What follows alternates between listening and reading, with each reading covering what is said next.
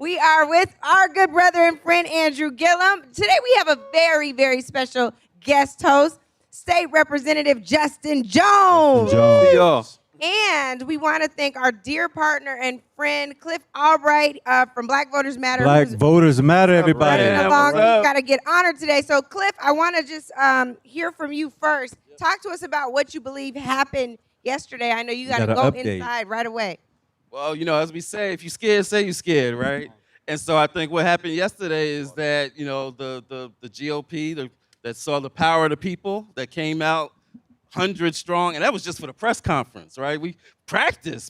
We just talk about the press conference. Yeah. And I think they saw the organizing that's been taking place. I think they also saw the election results, the incredible voter mobilization that's been taking place in this state.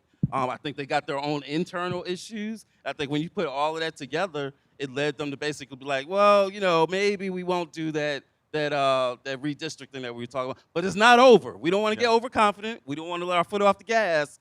But I think yesterday was a definite victory in at least getting them to, for that day, to say, hold up, maybe we don't need to be doing this. You know, Cliff, I have shared with you earlier that in Florida, you know, we have these trickery from Republicans. Oftentimes they'll say one thing in public and then they're working vociferously behind the scenes to make their game plan come to action. That's right. So they'll do things to desensitize the public, bring down the heat, make us think that all is well. You know, we're going to be fair here. That's right. And in reality, when it all is resolved, it's as bad or worse as we thought it might be from the outset. So I'm just wondering, as people look at what feels like, as you've described, a temporary victory, getting the legislature to pull the foot off the gas as it relates to redistricting right now, what do you actually believe is motivating, moving what they're doing? But more importantly, are we going to circle right back around to the same fight beyond the election? Oh yeah. We know that it's coming.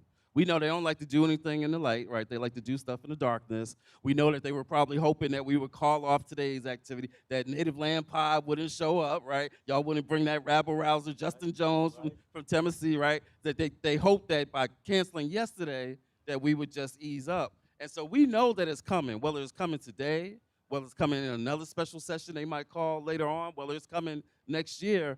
We know what they want. Like, they're not trying to hide that they're trying to get rid of black representation in all these states in the South. And so we have got to stay vigilant.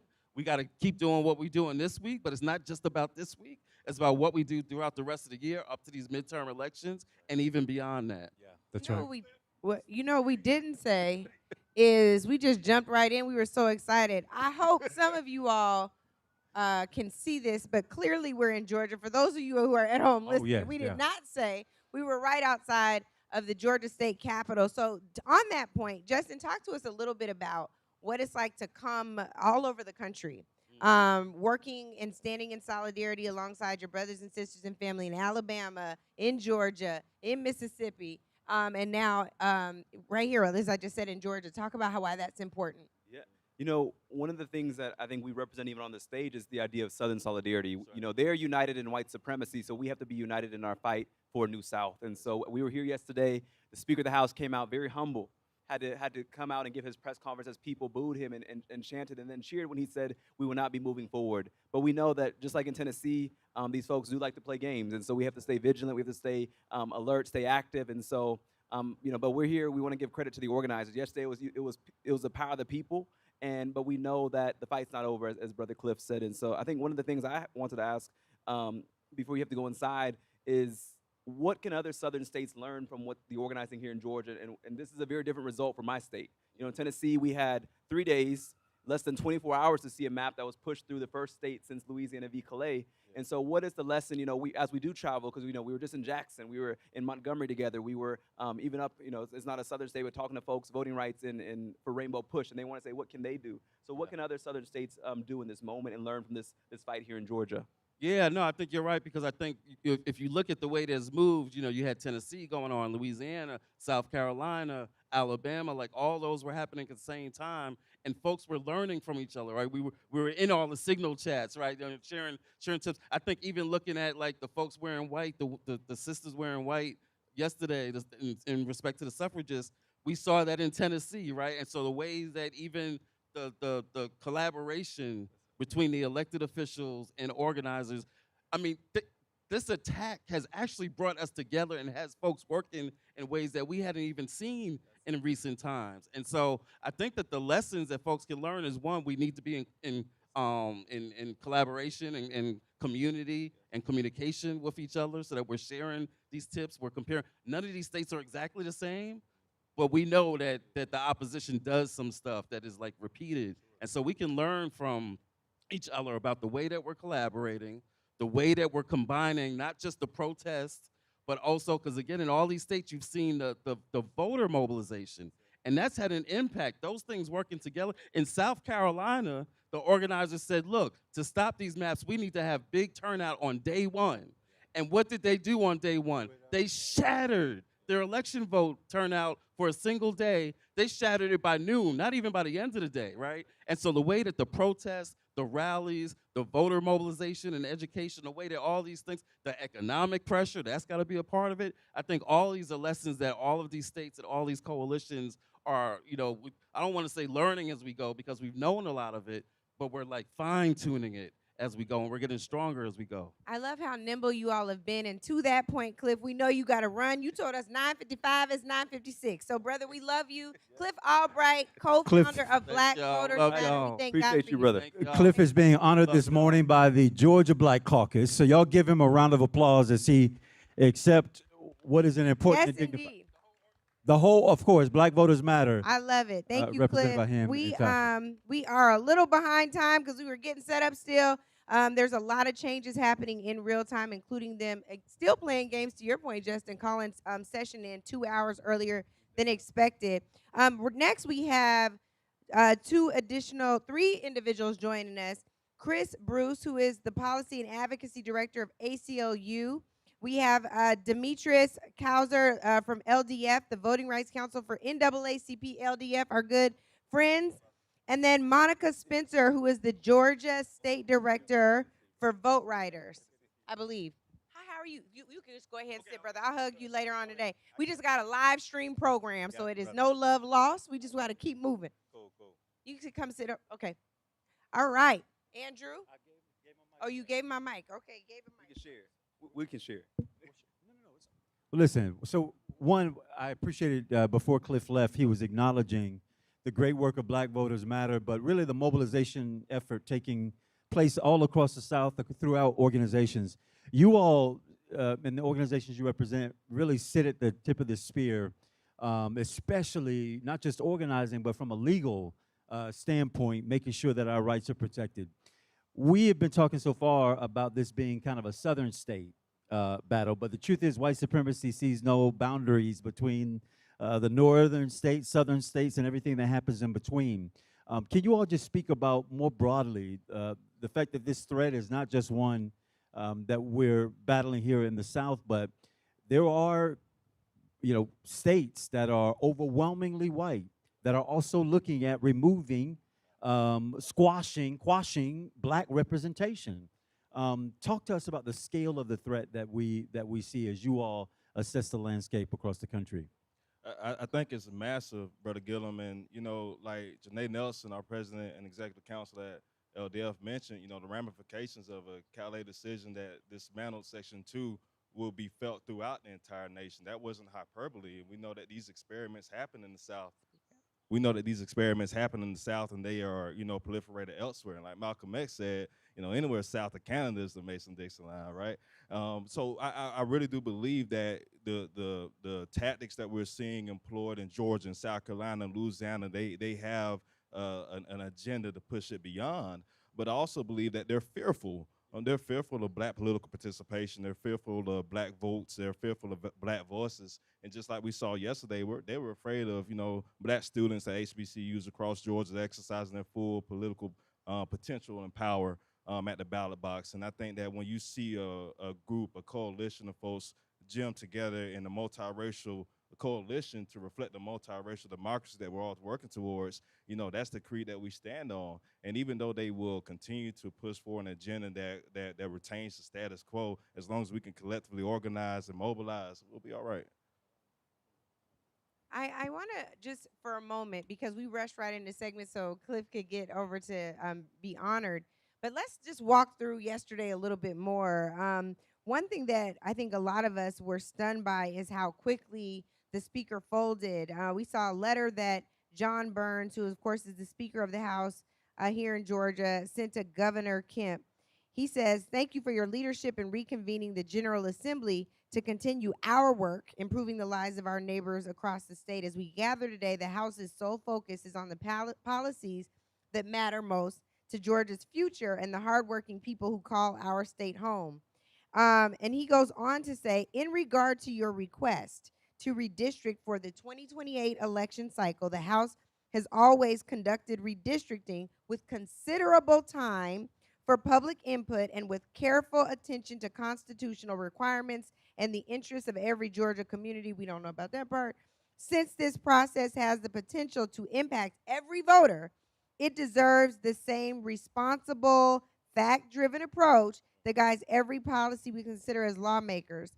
And so he goes on to say that it is for that reason that they won't be considering it this session. Again, this is a special session. So I wanna come to you next, Chris, because I think it's important to understand that this session isn't the only time they'll convene this year. So what are you all anticipating with regards to how they'll move next?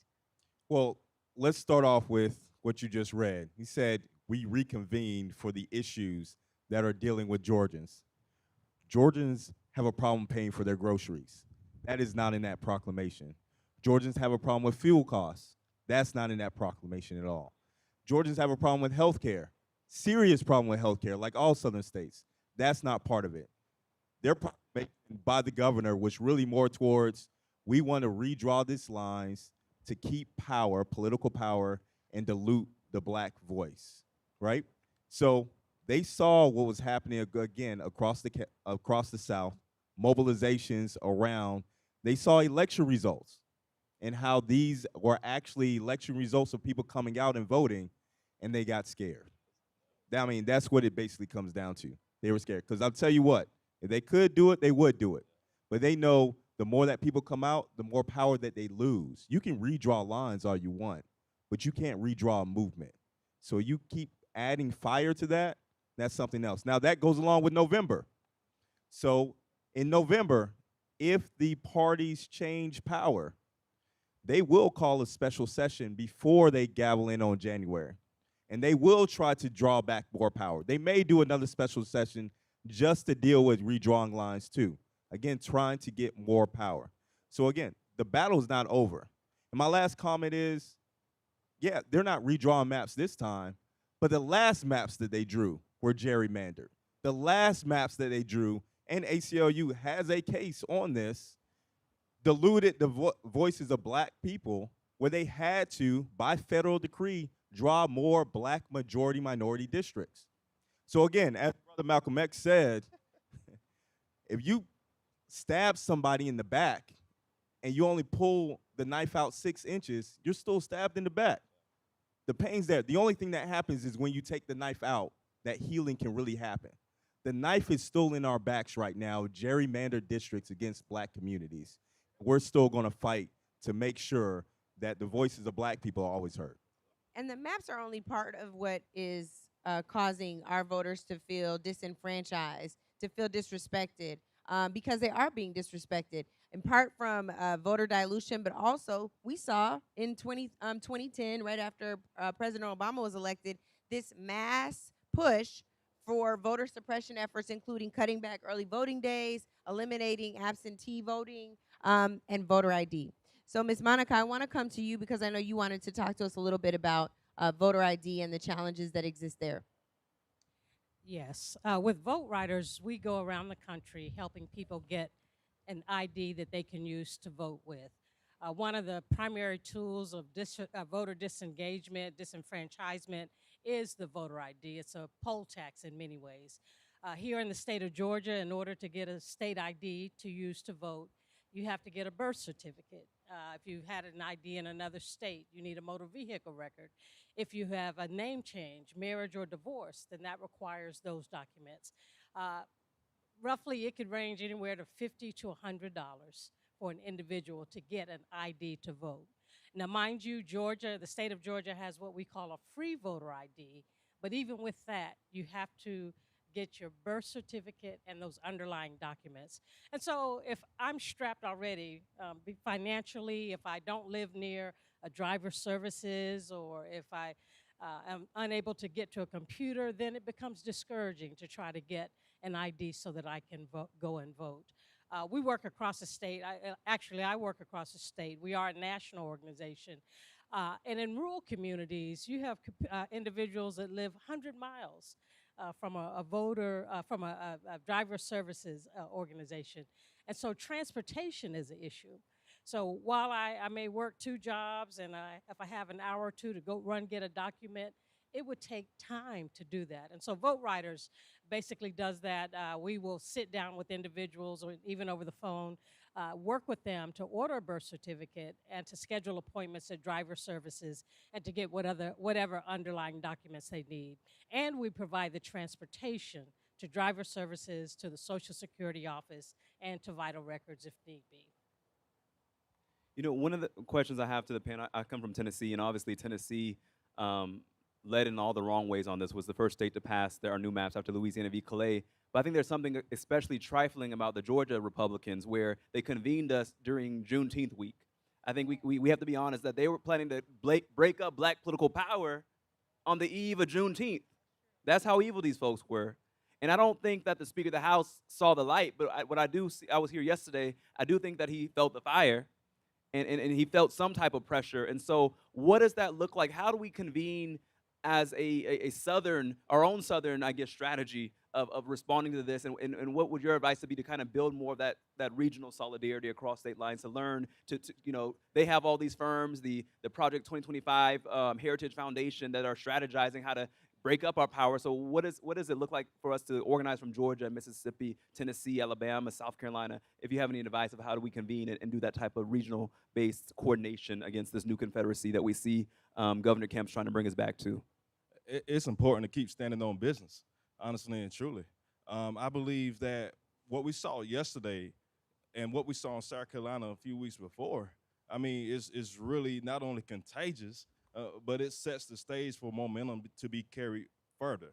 And the fact that you just pointed out, Bro Jones, about this all happening right before Juneteenth weekend, I mean, that's a mark and remembrance for folks to never forget going into November. And I think that's one of the calls that we're trying to keep folks attentive to, is know what you saw was real. Don't let them gaslight you and say anything otherwise, right? And that you really have power, right? I know we say time and time again, if your vote did not matter, they wouldn't work so hard to take it from you. Yesterday was an exquisite example of that, you know. And so how does this translate across state lines?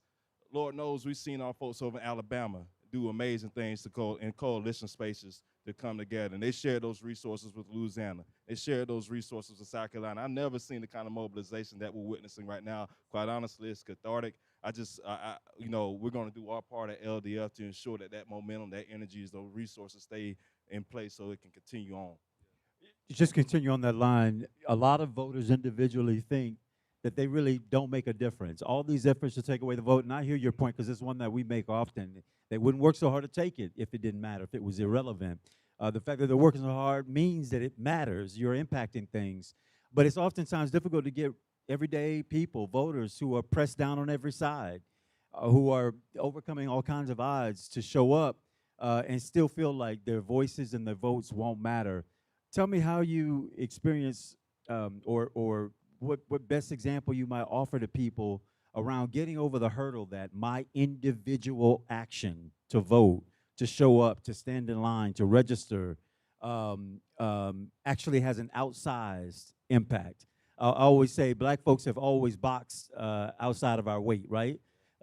We may be 12 or 13%, but we box outside of our weight class, and our impact in moving this country more toward the just is evidence of us outboxing our weight class. But how do you get to that individual and get them to receive that difference? I'll be quick and pass to Brother Bruce.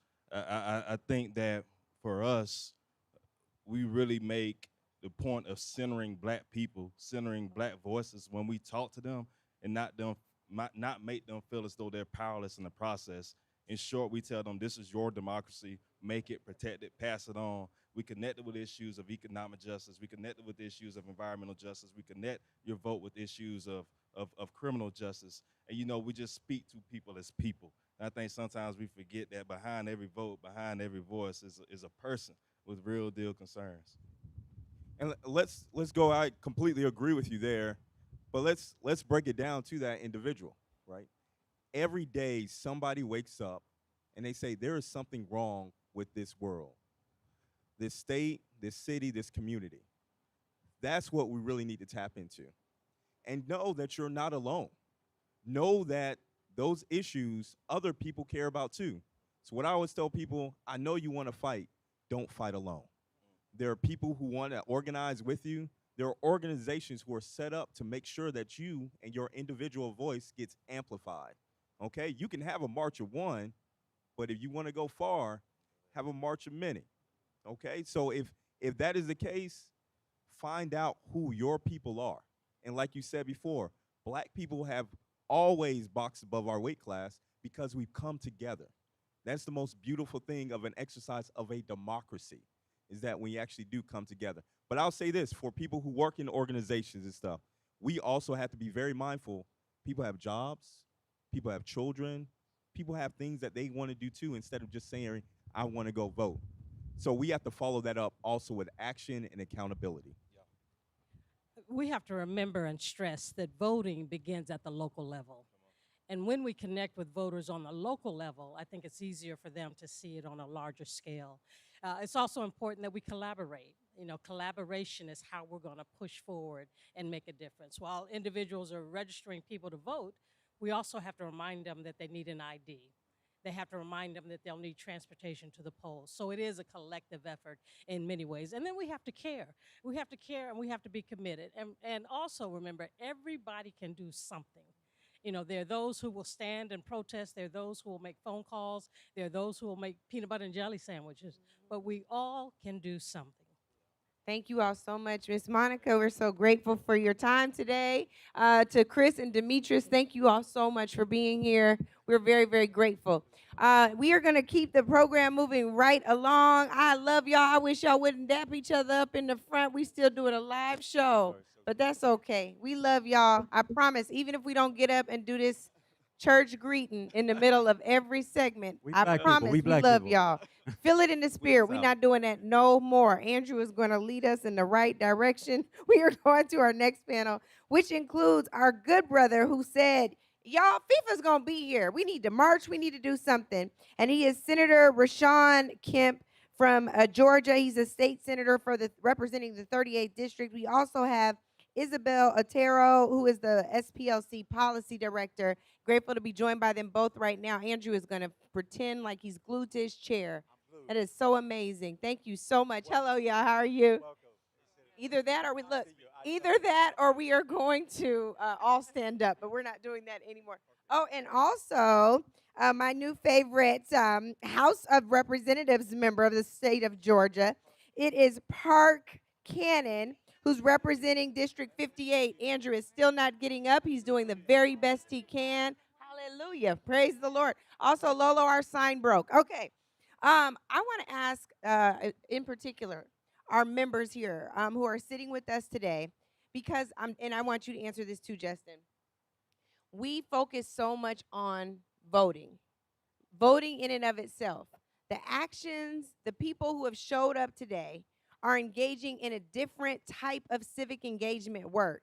However, when Black communities are often talked to, it is organizing us around a particular election, around a particular outcome, and many of the people who live outside of the organizational world aren't mobilizing like that. And so we have to start all over again and ramp up, and we're only ramping up for that one election day. Can y'all please talk about why this part of the civic engagement strategic process is so important? And I'm going to go to my sister friend first because she's right here. Sure.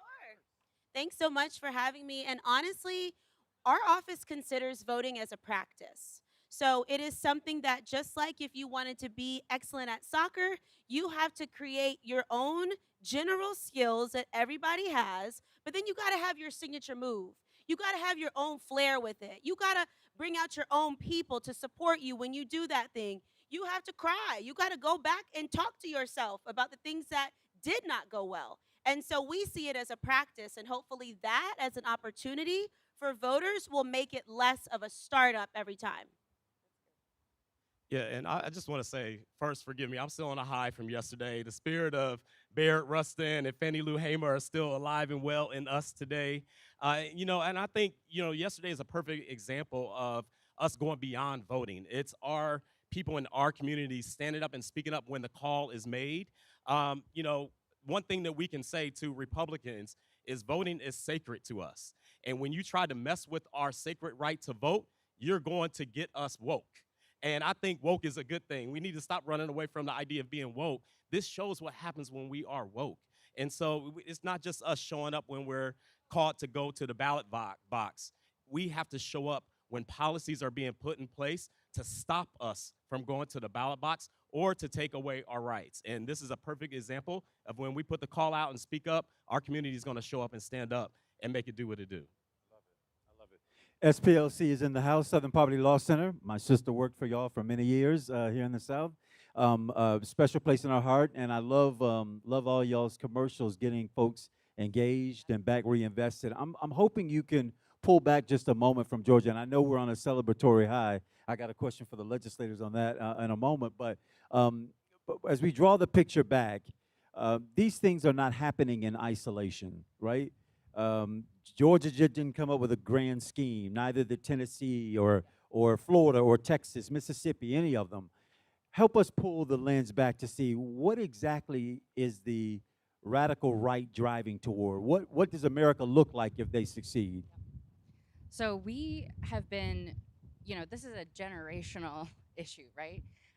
White supremacy is baked into every system, every law, everything that creates the kind of government that we are under and the society that we live in. And so in order for us to actually get away from that, we really have to hold government accountable. We have to look behind the sort of niceties that are happening in that building and really get at the root as to why these are the things that they're going after. And we've seen this pattern across the whole South, right, with anything from property taxes to dissolving cities because they don't like who's governing them, to going after diversity, equity, and inclusion. Like, this is not just about this one vote and this one map. This is about their attempt at controlling democracy so that they can skirt accountability. And I think that's what's important about this moment, that people are showing up, pushing back, and making sure that people understand that we're watching, right? Like, whether or not we can have every win in that building, we're still watching. We're still going to look out for each other, and we're still going to make this happen, even if it takes us a few more generations. Isabel, I know this is your job, but I would be remiss if I did not acknowledge this.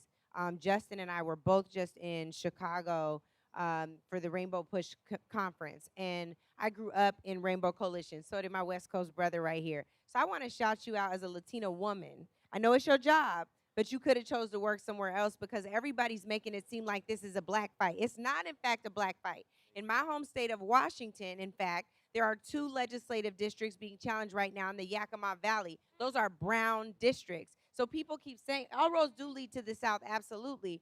But the Southern mentality, white fascism and white supremacy exists everywhere. So I wanted to point that out and say thank you because it matters. Also to our white brothers and sisters over here with the no Jim Crow 2.0. We with y'all too. Hallelujah. Okay, Justin, I wanted you to have the floor, but I just wanted the Rainbow Coalition acknowledged. No, definitely. And I just want to make sure before I start, that we have a legend with us sitting right here up front, Ms. Helen, who was one of the first black students to integrate the University of Georgia. We were on the floor yesterday because we know that this is an ancestral fight. If they want to be the George Wallaces of the 21st century, we need to be the Ella Bakers and Septima Clarks and Fannie Lou Hamers and John Lewises and Bernard Lafayette's and C.T. Vivian's. That's what we're standing. If they're going to put us with that same fight, we can bring that same energy. And I want to ask my sister Park. We spent the day yesterday together. From the time we started getting the text that this announcement was coming out from Speaker Burns, and then they had about 90 white folks get on the stairs and have to be a little bit humble.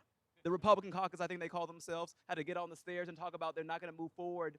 And yet we know that these folks like to play games. And so, what is number one, the message as legislators? What was the feeling in that moment? Because we were standing right there and we had people booing them, cussing them out. I mean, in a holy way, and saying, in a righteous way, and bringing that fire, but saying, we know who you are.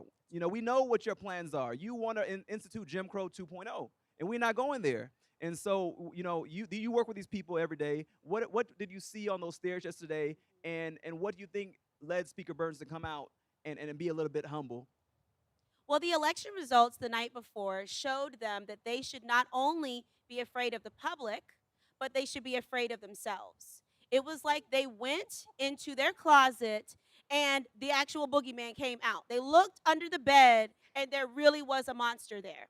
For the first time, they turned the lights on, they looked at each other, and they said, we actually do not agree. And so today, we are on the floor right now about to hear 64 bills that were filed yesterday. 64 bills so that these members in their local counties can tax their constituents and pretend like it's a homestead exemption or a property tax relief. And what we Exactly. And what we are going to do in this moment is help the public understand that that is effectively defunding the police. It is effectively defunding their public services. And so there are actually moments right now where the messaging that we have been using out of righteousness is actually resonating with their party. And they need 120 votes, and they do not have that today. What do you think, too, Senator? You're in the Senate chamber. I don't know if you have a observation from over on that side. Yeah, absolutely. You know, on the Senate side, you know, as Park shared, you know, they're working on the tax stuff. We are, right now, there's a Senate hearing in the Ethics Committee. They have put forward a bill to address our QR code situation. They put a study committee together that does not require not one minority representative on that committee. So we have seen record turnout, Democratic turnout in the state of Georgia. They, in any other study committee that we do, the minority party gets to appoint members to this committee. They are trying to pass a bill right now as we speak, literally across the street, pass a bill that does not have any minority representation on it. So they're still playing games. They are still trying to dilute our voices as we speak. But at the end of the day, we are going to show up and show out in November. We are going to flip this state, and that is what they are afraid of. They are afraid of the writing on the wall that Democrats have turned out in record numbers, and we are prepared to flip this state and send them back home. I love that. I know we're going to be wrapping here soon. I'm loving that you all took yesterday's, how do you say, display, right? Because I was even noticing in the speaker's letter, he mentioned beautiful words about process and respecting the process and the respect for the voters. But then they said they're coming back in January. The decennial census isn't over until after we do the count, and that count doesn't take place until 2030. So you're still scapegoating the process. But what you all went to were the fact that this may be the thing that grabs a bunch of attention, but every single day they're still working to dismantle us, our power, our access, our futures, and rob us and steal from us. So I'm wondering, between now and then, and I know SPLC has a special role because you can't talk this direct partisan way. You can speak very directly, though, to in the meantime, between time, when we're not here with cameras and 90 folk on the stairs declaring that they're not going to do the thing they shouldn't have set out to do in the first place, when that all goes away, how are we supposed to engage in this process so that they know that we're here and that they feel us and that it doesn't take an election for them to know that we're watching? What is the instruction? So I think the instruction is to continue to organize, right? At every single level, at the state level, at the regional level, at the very local level, people are finding that they can't count on government, right? So we've got to take care of each other. There's mutual aid programs that are popping up all over the place. There are people who are saying, if we can't actually get SNAP benefits, then we're just going to build our own urban farm, right? Like, there are a lot of things that people are doing to sort of take a handle of their lives, right? And in the meantime, continue to organize to get the leaders elected that we do want, that do share our values, right?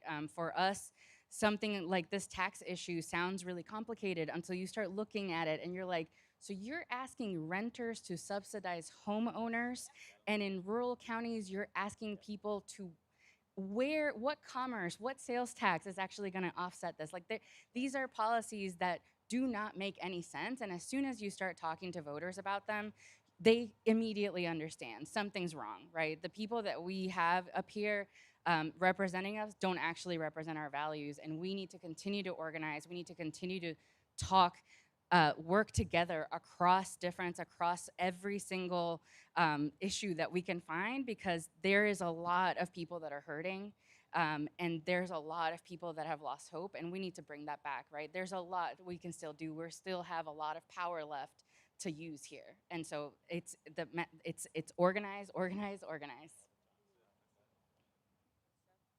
Senator or Rep, any recommendations? All we want to say is that today we're here in the Capitol, tomorrow is Juneteenth, and we celebrate and we enjoy. But Saturday we're back here at the Capitol. We will have soccer for the kids. We will continue to kick this ball that they think that they have going on. We actually are going to get the goal. And in fact, what is so exciting about Saturday is they are going to try to pass the first version of any of these bills. So Saturday is actually the first real voting day on the floor. We need the gallery packed for our Saturday summer session. Sunday, we're off. Praise him. But Monday, we're back.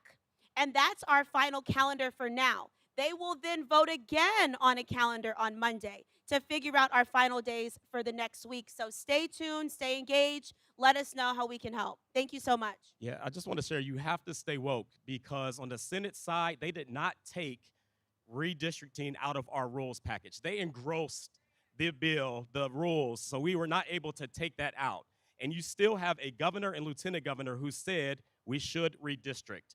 So please stay awoke, keep coming up here, because we have to keep the pressure on to make sure they do not bring this back, because they tend to do things like that. Pressure bursts pipes. Pressure bursts pipes. No pressure, you don't break the pipes. You add the pressure and you break the system. Thank you to our panel. Thank you for the work that you do, not only now, but every day, to stand in the gap for all of us. Give them a hand, please. Thanks, y'all. Okay, well, before we bring up our next guest, I just want to say, you know, it's really so good to be here with y'all. I just have to claim the power of my prayers, because I told y'all the weather would hold, and the weather isn't just holding. The light is shining down on God's children. Oh, you're upside down, Andrew. She's from Seattle, so a little sun, you know, is always welcome. I'm sorry. It's there hot. was a whole I'm from Florida. tropical storm coming that we were able to hold, so we just are thanking God. God is good. I think it's so dope to be here with y'all, in part because what Justin has done is he's talked to us about some intergenerational dynamics. So I know we want to bring up somebody special to you, and who's done the work for all of us. So. Yeah, Miss Helen, I don't know if you mind with coming up. You know, I was calling you because you Give Miss Helen a hand as she Helen makes her way, y'all. This is a legend here. I love it. And we have Mackenzie Hickson, who is also going to join us right now. She's a student organizer. While we wait for our Reason Choice Media, a fellow podcast host, Noah De Barrasso, who'll be joining us momentarily as well. Miss Helen, thank you so much for being here. Mackenzie, right here.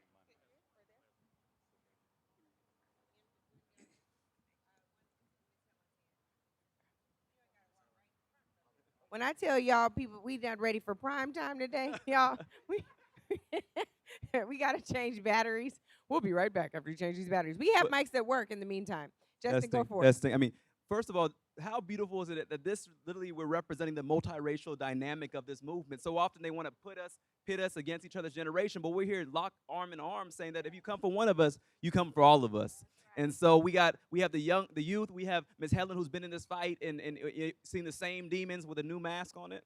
You know, we just want to kind of talk about what does it look like being in Georgia right now and doing intergenerational organizing, and how do we use that as a model for other states and other places right now, because we know that we need, the young people have this energy, they have this fight, and our elders have this wisdom, this experience. They know, they've seen this before. and they know what we're dealing with. So how do we merge those two and use that as a force of power against the opponents that we're facing right now? Well, thank you for having me. Glad to be here with everyone. And I say I'm always intentional about having young people because I learn from them, even though I can give them some advice, but I learn from them as well. And we have to make sure that our young people are at the forefront, not at the back, but That's at it. the forefront because they have the energy. If you look at the civil rights movement, all of the people were young people. The older people had to work, so the young people were marching in the streets, making it happen. So we owe everything to the young people. And therefore, we have to make sure young people are at the forefront and are doing the thing that they need to do. We can guide you in the back, but we need to support you at all times. And that's what I try to do in everything I do is making sure young people are engaged. I've been working with Mary Pat since she was 10 years old. And so, it to see people grow and become the great leaders that they were destined to be is so wonderful. Yeah, and I think, as kind of a younger person, this yesterday was my first ever press conference at the Capitol. So just being able to bear witness, but also to know that we stand on the shoulders of so many who have come before us, and to learn about civil rights history, kind of as something that's in the past is so wrong, because you go here and you feel it and you see it, and to know that, those spirits are still here guiding us and pushing us toward a more progressive future, a future that represents what I want to live, where I want my children to live, where I want my grandchildren to live. And I have the power right now as a person who's 21 years old to shape that. It's really a responsibility that we have to learn from the past and know that, especially as a young person, we have to stay here when this planet is burning. We have to stay here, as these student loans start adding up and all that stuff. So it's really our responsibility to carry that forward and to know that there's so much for us to shape. And this is the time that we can really be at the front saying, this is the world that I want to be in. This is where I want to live. Mackenzie, I want to ask you, based on everything you just said, given all of the many battles the young people have to face, what made you say, this is the one where I want to show up? This is going to be the first. Been an awesome panel. Let's give it up again for this dynamic. Thank you all so set much of for organizing being happening here. at both ends of the spectrum. Thank you Thank so you. much. Well, you all, it is now time for a rally coordinated by this Georgia State Table, Black Voters Matter, SPLC, all the partners. We're so grateful that you all joined us today. For those of you tuning in at home, of course, Native Land Pod, you can find us every Tuesday, my solo pod, every Thursday with our main episode, every Friday with our mini pod. And of course, make sure you check out Now You Know with Noah De Barrasso. Y'all, we are so grateful Sister, I for was our gonna say- guest host, Justin Jones. Yes, sir. I was gonna say, if you ever need wisdom or question something, listen to Sister Angela, because the storm did not come. The light is coming. We thought that the maps were getting passed. That storm didn't come. The light is coming. And so we got to listen to our big sister here. But really, in all seriousness, thank you. You both have been showing up. We were in Mississippi together. We're in Montgomery together. Wherever they attack Black and power and multiracial democracy, I know you're going to show up. And so it just means so much. 'Cause I know you come from the West Coast. You're in Florida already, brother. But it's an honor to be here in this fight with you. And it just shows that, again, that message that if they come for one of us, they're coming for all of us. They don't know the fighters that we got on our side. So I think we're going to win. Okay, and on that note, we always end with calls to action. So let's be super quick because we do need to transition to this rally. Noah, I'm going to start with you. All right. Y'all, please get involved in the primary. The primary actually just ended, and Nikki Porcher won the labor commissioner seat against someone that wasn't qualified. And a lot of people out here do not understand the importance of getting involved in primary. So please get out and vote. We have a midterm coming out, and we like to say, don't vote based on race, but look into the Black people on the ballot, because we know what we're talking about. We got to stay vigilant. What happened yesterday was a step forward, but we know that the fight is not over. And so we got to keep showing up for each other. There's power in presence. That's why we're here literally on the steps of the Georgia Capitol right now, because we have to show up in the place where these battles are happening. The South is the front line, but we know that what they're doing in the South, they're going to try and nationalize. And so We need to build that multi-generational, multiracial, multi-faith coalition to take on this new Confederacy, and to let them know that we have every tool at our disposal to fight this new Confederacy, and we're going to do it together. And I think the most important thing right now is to continue to build coalitions. The number one word I heard from this podcast this morning is collaboration across state lines, across organizations. Now's the time to put our egos aside and to say that they are trying to burn down everything that Miss Helen and her generation fought for and try and turn back the clock of history. And so now's the time to just put on our armor and get ready for battle, because we're facing some real demons right now who are really ancestrally connected to that spirit of the Confederacy, connected to the spirit of Jim Crow, connected to the spirit of white supremacy, and they're coming for all of us. That's real, Jay. One, we want to thank y'all for joining us today, and thank you for staying in the fight as today's program continues. But the truth is y'all are the converted. And so my call to action would be that each of us commit to arriving with 5, that we will not only make sure that we get to the polls and that we show up to Saturday's committee meetings to make sure that they don't, again, pass regressive reforms that put us in the back seat, but that we talk to our cousins and them and our neighbors and the folks who we know who haven't taken the time out to be with us here in this fight. They care. They just sometimes need a little bit of urging and direction around how it is that they show that they care. So make the commitment to arrive not by yourself and with the other organizers who you work with, but pick 5 others, your friends and the people who are closest to you, because believe it or not, you're the biggest influence on what they decide to do when it comes to politics and public engagement. The people who they know, care for, and love, and that's y'all. Stay home. I couldn't agree more with my brothers. I do just want to say this, especially to those of you at home. You shouldn't be. You shouldn't be at home because the same people keep coming, showing up, state after state, city after city. Where are you? If there was a Beyonce concert coming to town, if there was a Kendrick Lamar concert coming to town, if there was a J. Cole concert coming to town, if there was an NBA YoungBoy concert coming to town, not only would you say, I didn't know, you going to find them tickets. If there's something that you want to do, if there's a party coming, there's a cookout for Juneteenth tomorrow, you going to be there. So when we say who all going to be there, let the crowd be bigger. The people united will never be defeated. Welcome home, y'all. Welcome home, welcome home.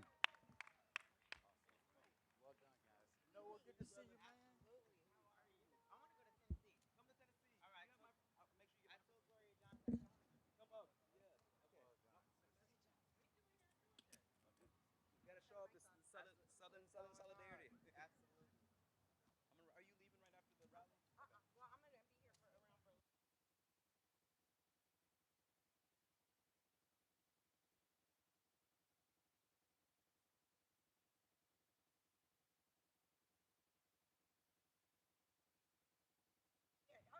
for No, it's okay. Can we do it now? I can do it now. Who are we introducing? Did you send the names? That's why I came. Legs still work. They work. They more than moving.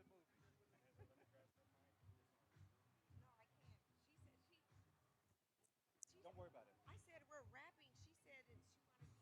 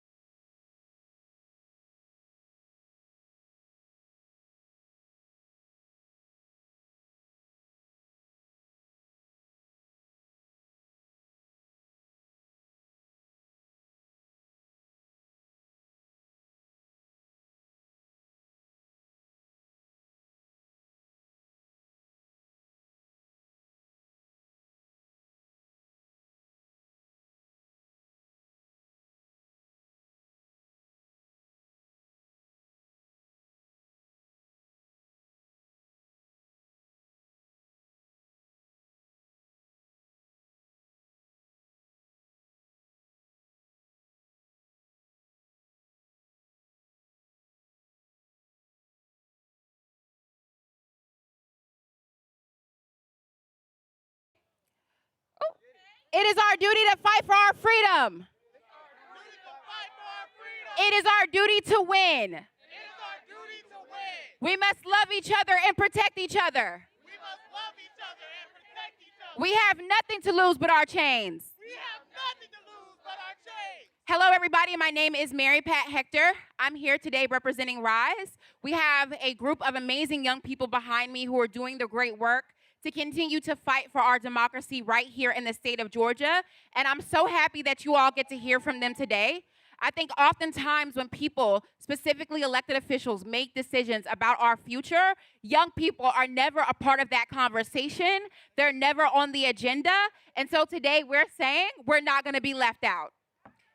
So I first want to introduce to you a young man who's been doing great work, not only in the metro Atlanta area, but also in rural Georgia. His name is Kenny, and Kenny is from the Keep Knocking Fellowship. So if you all can, please put your hands together for Kenny. Thank you, everybody. My name is Kenneth Mitchell. As she's just said, I represent the Keep Knocking Fellowship. Yesterday, Georgia Republicans announced that they weren't drawing any new maps for the 2026 special session. But they didn't do this from the kindness of their hearts. They thought we would roll over. They thought we would compromise on democracy and let democracy be compromised. That we wouldn't step on the South steps and stand on business. Now, this is what's possible when we come together and not against each other. Okay? Yesterday was not just a win for Black voting power, it was a win for democracy. Because as we stood on the same steps as Dr. King, we also stand on the shoulders of his legacy. We know that a threat to liberty anywhere is a threat to liberty everywhere. Okay? But in this age of short-term memory, we must remember what they tried to do. They tried us. All right? And we're going to do something about it. And I'm going to tell you what we're going to do in 3 steps. For one, be a voter. And not just a voter on Love Island, y'all. Come on. Number 2, don't be afraid to get into a little bit of good trouble. All right? When we organize, we mobilize. And number 3, join the organization. You know, it's not just joining an organization, it's finding your tribe. Find a group that addresses issues that matter to you. For example, if you want to register people to vote, proliferate voting power in the youth, and fight for voting rights, you should join the Keep Knocking Fellowship. Shameless plug right there. Now lastly, none of these people in power are more powerful than you. Legislators don't pick voters, voters elect legislators. And when they get that backwards, we gotta fire them. Am I right? Yeah. Okay then. So with that being said, I'm gonna turn it back to Mary Pat, and y'all have a good day now. We want a revolution. We want a revolution. We want a revolution. We want a revolution. Thank you so much, Kenny. Next, we'll hear from Michelle Wilson, who is representing Women Engaged. Thank you so much for the opportunity, and good afternoon, Georgians. I am currently the Chief Operating Officer at Women Engaged, and we are a nonpartisan 501c3 organization working at the intersection of reproductive justice, civic engagement, and human rights. Over the last 12 years, we've built community engagement, voter activation, and leadership development through our signature We Vote, We Rise voter empowerment program through an intergenerational team by cultivating nearly over 500 leaders between the ages of 15 and 65, building the skills that they need to advocate on the issues that impact them the most, to hold elected and government officials accountable, and create community-driven, community-powered solutions by providing nonpartisan political education and information to over 50,000 Georgians each year. We represent young people, queer people, disabled people, Black women, femmes, and girls, working class people, and all those across the intersections in every neighborhood spanning in this great state of Georgia. Yesterday, lawmakers convened here on the first day of special session called by Governor Kemp with a charge to redraw Georgia's electoral maps. Just hours in, House leadership leadership announced that they would no longer move forward with this decision. That's a moment worth celebrating. But let's be honest about why it happened. Officials who initially favored this plan backed off once they realized they had to put their own political power at risk. It speaks to the mounting pattern when government tells us again and again that progress has to happen slowly. Yet when their own power is on the line, they move fast. Let's look at where the urgency actually goes. When women, birthing people, and our families are actively harmed and killed by the ongoing abortion ban and restrictions on healthcare, no immediate action. As our healthcare system continues to falter because they refuse to expand Medicaid and access to Georgians grows more strained, no immediate action. As houselessness and unaffordability keep increasing across the state, no immediate action. But on banning life-affirming, gender-affirming care, immediate action. On restricting our voting access like they did in the aftermath of 2020 through SB 202 and the bills that followed, immediate action.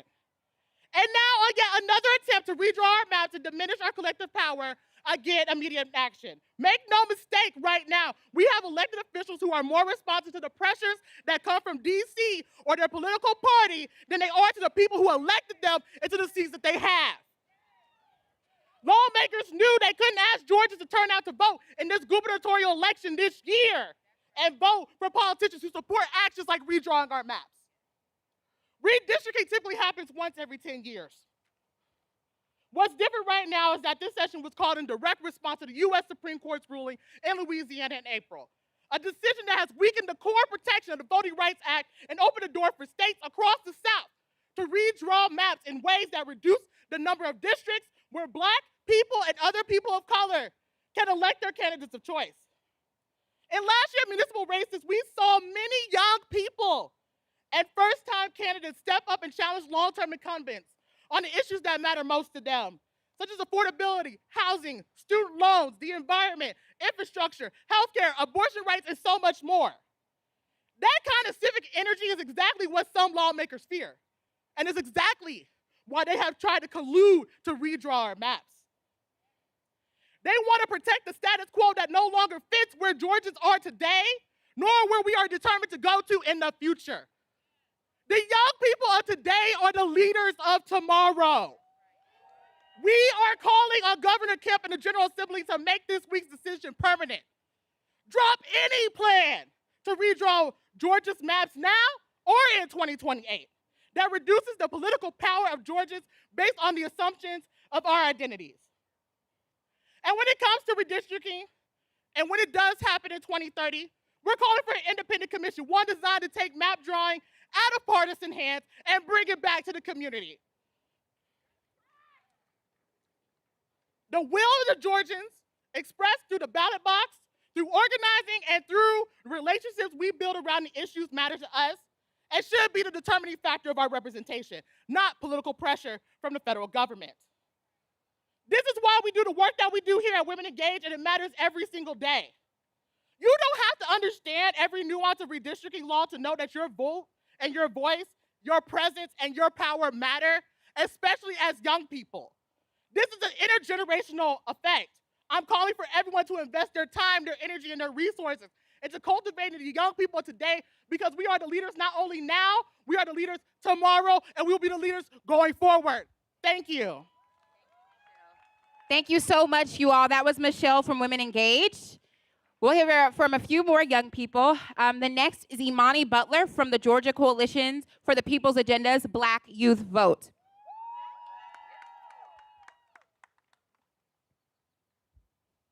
Good afternoon, everyone. My name is Imani Butler. I'm a Rise 25 Fellow and Program Coordinator at the People's Agenda. Ever since I was a child, I've been hesitant to call out the uncomfortable, but I did it anyway. That's right. My parents like to remind me of the time I called a bus driver out for hitting a tree branch. I couldn't have been more than 4 years old, but I got him to apologize. What can I say? My passion for living things started early. Looking back on that moment, I can't help but see that speaking out in uncomfortable situations is the whole point of the work I'm led to do, because injustice can't afford to be ignored just because I'm worried about my voice seeming small. So today I'm addressing you, risking my voice seeming small and up here shaking a little bit. But hopefully, my message comes across mighty because it's time to call out the uncomfortable. History is repeating itself, and most of us are watching it happen through our phones. Our rights are being rolled back one by one, and many of us are too tired and overworked to address the problem directly. But before you consider burying your head in the sand, let me remind you of what's at stake if we don't find the time to remain involved. There are legislators in office right now that aren't serving in your best interest, and they don't want to ever lose control. In fact, they want to pass it on so that their vision for Georgia will continue no matter who's in office. They want to push redistricting and completely ignore the possibility of ethical district maps, essentially allowing your vote to be constantly overshadowed. Our voting power as a whole will be steadily and purposefully weakened. We'll see even less representation in Congress, fewer unique perspectives being considered, and more legislators continuing to support the status quo. Because how could you create a world that supports the least fortunate when none of your fellow legislators understand the benefit of quality social services? When none of them intimately understand what a relief it was to receive free or reduced lunch instead of school lunch debt, or needs-based scholarships instead of student loans. Although redistricting won't happen this year, we know that it could happen in 2028. And if it does, gerrymandering will happen. The black vote will be squeezed out in black cities and statewide. We'll risk losing the ability to have a say in who runs our communities, who secures resources to improve education for all, who controls our future. And if you can't pick who's setting up the guidelines for your future, you've effectively been silenced. You've been told that you're incapable of making these decisions on your own. But today I'm calling on the youth because, to put it bluntly, our elders need to sit down. I don't say this to imply that they don't have a voice in the fight. They're definitely valuable, and I'm eternally grateful to know that their actions got me here today. But what I am saying is that after decades of fighting, they deserve to rest. And they can't do that until more of our generation makes the decision to consistently show up. And yes, we will have to do this while balancing a chaotic job market, a ridiculous lack of affordable housing, and unnecessarily complicated relationships. It can seem like a lot, but if we find even just 1 hour a week to make sure we're doing our part, the load will be dispersed and our burdens won't be as hard to carry. Because we won't be doing it alone. So do politics with your friends. Have those open conversations, listen, and educate each other. Because we need everyone, from the warehouse to Morehouse, involved. We can have it all. We'll just have to work together to get it. Thank you. Thank you, Imani. Y'all, she was trembling. I really pushed Imani to come out here, but she's doing really, really great work at GCPO on the ground. So thank you, Imani. We need people who are doing the work on these stages, making that work known. We'll next hear from Miata, who's a young organizer at Equity for All. Then we'll hear from Carrington, and I'll wrap us up. Miata?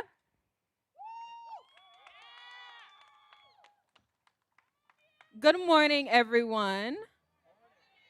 My name is Miata Harris. I am an Equity for All fellow. I am 19 years old, and I'm here to tell you today that being a young person in these times, it's exhausting. It's exhausting to constantly hear that we are the future while watching decisions get made that make it hard for us to participate in our present. It is exhausting to hear people question whether our voices matter, whether our communities deserve representation, and whether our votes should carry the same weight as everyone else's. And as a young Black woman, born and raised in Georgia, that exhaustion comes from a deep sense of responsibility. I come from a region that has shaped the course of American democracy. The South is complicated. It is the place that has witnessed some of the nation's greatest atrocities and injustices, but it is the place that has produced some of the nation's greatest wins. Just a few miles from here, generations of leaders dared to imagine a future where people like John Lewis and Martin and Coretta Scott King, Joseph and Evelyn Lowry, they fought so that our right to vote would no longer be treated as something conditional, but it would be treated as something sacred, something every citizen deserved, and something every generation has the responsibility to protect. But history wasn't only made by these famous, well-known names. It was made by students, by young people, People who were told that they were too young, too inexperienced, too idealistic to make a difference. The Student Nonviolent Coordinating Committee was built by young people who understood that democracy requires participation. They organized sit-ins, voter registration drives, and grassroots campaigns throughout the South because they believe ordinary people, ordinary young people, they deserve a voice. And as a student of the illustrious Spelman College, I walked that same campus that helped shape generations of women who refuse to be silent in the face of injustice. Every day, I am reminded that students have never simply waited for change to happen, but we have always been the change makers. And that's why redistricting matters. To some people, redistricting is just lines on a map and an underhanded way to give their political party an upper hand. But to me, it's about whether communities get the opportunity to advocate for themselves. It's about whether young people grow up believing that their voices matter. It's about whether Black communities, rural communities, immigrant communities, and working families can elect leaders who not only understand their experience, but fight for their needs. Because representation is not a privilege or a talking point, it's a fundamental part of democracy and the very pillars that our great nation stand on. When communities are divided, when voices are diluted, and when voting rights are weakened, real people lose the ability to advocate for the issues that impact their daily lives. My generation understands that. I know it because I see it every day. I see it behind me. I see students balancing classes and activism. I see young organizers knocking doors and educating voters and building coalitions and showing up for communities that are often ignored. We are not involved because politics are trendy, because it's not, and when we are involved, because outcomes are personal. Redistricting may be off the table for this special session, but honestly, who cares? It'll be back on the table eventually. They will do it when no one is paying attention. And one day, you'll wake up and your voice will be gone. So don't allow that. Keep your foot on their neck. Our districts impact our schools. They impact our neighborhoods. Our access to resources and our ability to shape the future that we will inherit. Democracy is participation. Democracy is representation. Democracy is making sure that every community in the great state of Georgia has a seat at the table. And that is why we will continue to speak up. Because we owe it to the people who come before us, and we owe it to the people who will come after us. The South has always been the birthplace of movements that change this country. And young people across this region and this state are ready to continue that tradition. Thank you. Thank you so much, Miata. That was Miata again from Equity for All. We'll next hear from Carrington, who is an amazing organizer who's been doing great work online and on the ground across the country. Carrington. Thank you, thank you. Good morning. Good morning. When I say power isn't given, you say it's organized. Power isn't given. Power isn't given. And a great way to wrap up this moment with all these young people behind me, can we give a round of applause to these young people behind me? Let's start by dispelling the myth that young people are not showing up. We are here. We are meeting the demands of this moment, and we are a force to be reckoned with. And let me tell you something. I have the privilege of serving as a digital producer for a leading organization that goes around the country to inspire, to educate, and to mobilize college students nationwide to get civically engaged and to champion the issues that they care about. That is a blessing.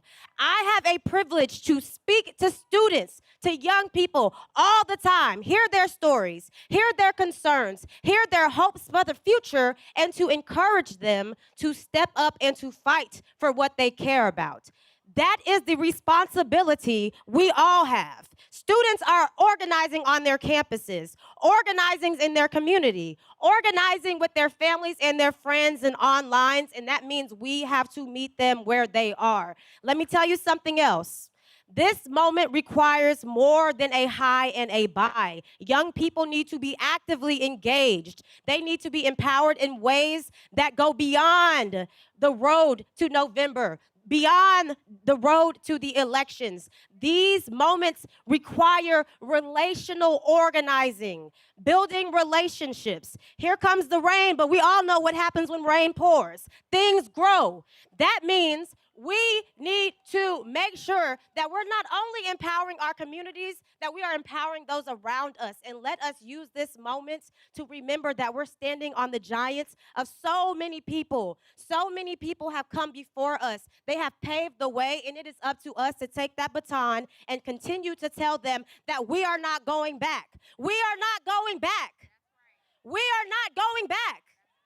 No matter how strategic they are, no matter how sneaky they are, we are not going back. Young people are going to show up and show out, and we need you to join us, invest in us, support us, educate us, and do everything you can out of love to make sure that we are equipped for this moment.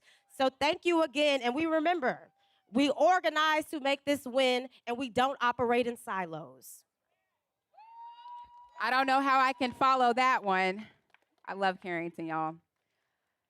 As we conclude, I just want to end by saying that we know they didn't just change their minds yesterday, but they definitely lost their nerve. Governor Kemp called this legislature into special session with one goal: to redraw our maps. After the Supreme Court weakened the Voting Rights Act following the decision regarding Louisiana, they came specifically to dilute the Black vote in Georgia, the same power that built this city, that marched from the Capitol just 2 blocks away from where Dr. Martin Luther King once preached. We didn't ask them to stop. We made them stop.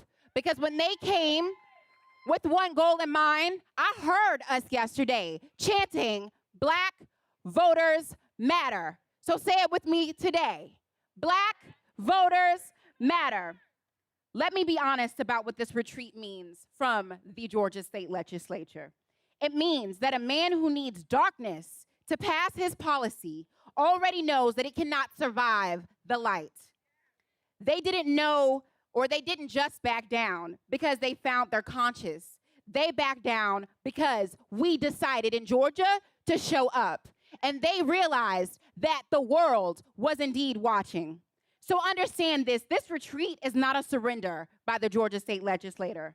Don't mistake this pause for a promise, because every seat in November is a map they get to draw in December. And if Republicans hold full control of this legislature, this is a nonpartisan conversation, y'all, but this is the truth. If they hold full control of the Georgia State Legislature, they will be back at this fight.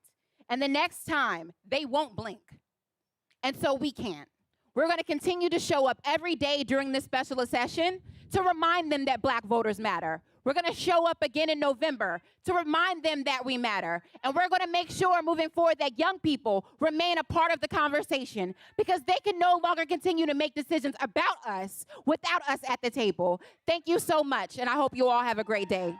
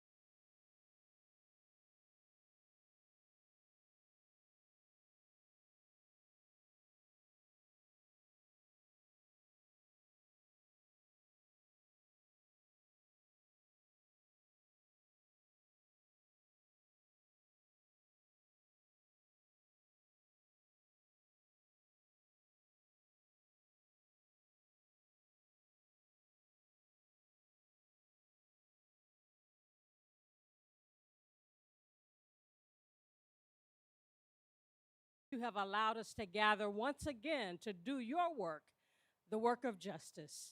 Now, God, as we have met, we ask that your hand would lead and guide our legislatures, touch their hearts and their hands, that they would do, God, what you have called them to do, to seek after righteousness and justice. And then, God, as we have met for this rally, we ask that your spirit would move from heart to heart. Encourage us, God, to do this work. Empower the work of our hands and give us the strength to press on to complete the task that you have given us. Lord, when we leave this place, we ask that we will do justice, that we will love mercy, and we will walk humbly, hand in hand, not only with one another, but walk humbly with you. Now, God, bless us, keep us, empower us as we do the work of justice and righteousness. And it's in your name that we pray. Let us all say amen.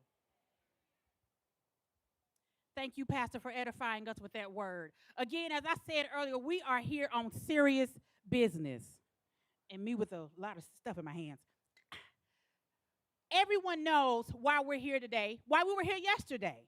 And while there may have been a victory, we know that there was a battle, but the war is not over. As the youth said before us earlier, that there is a lot going on with lines, red lines, all the lines, blue lines. We're here today to hear from some voices in the fight. People who this is not new to them. They've been through this. They've been through this with SB 202. They've been through this when our governor has thrown out voter registrations in the thousands. This isn't a new fight. It is a fight that is continuing. And guess what? We're continuing in this fight. And we will keep it steady. We will keep it going because we know that it is not ending. So we will begin with one of several speakers today that will give us the tools and that will more than anything inspire us to keep going. Not just through this session, not just through this week, through November, through 2028. Let's just stop at November because that is where our focus is at the moment. And with no further ado, I will welcome our first speaker, Ms. Bridgette Simpson of Bard Business.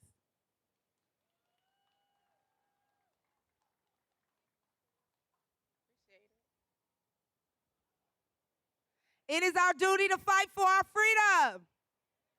It is our duty to win. We must love one another and support one another. We have nothing to lose but our chains. Okay, this time when I say it, I'm going to need you to, we do the call and response, right? We in the Bible Belt. We call, the preacher calls, we respond. It is our duty to fight for our freedom. Is it? I don't believe y'all. It is our duty to fight for our freedom. It is our duty to win. We must love one another and support one another.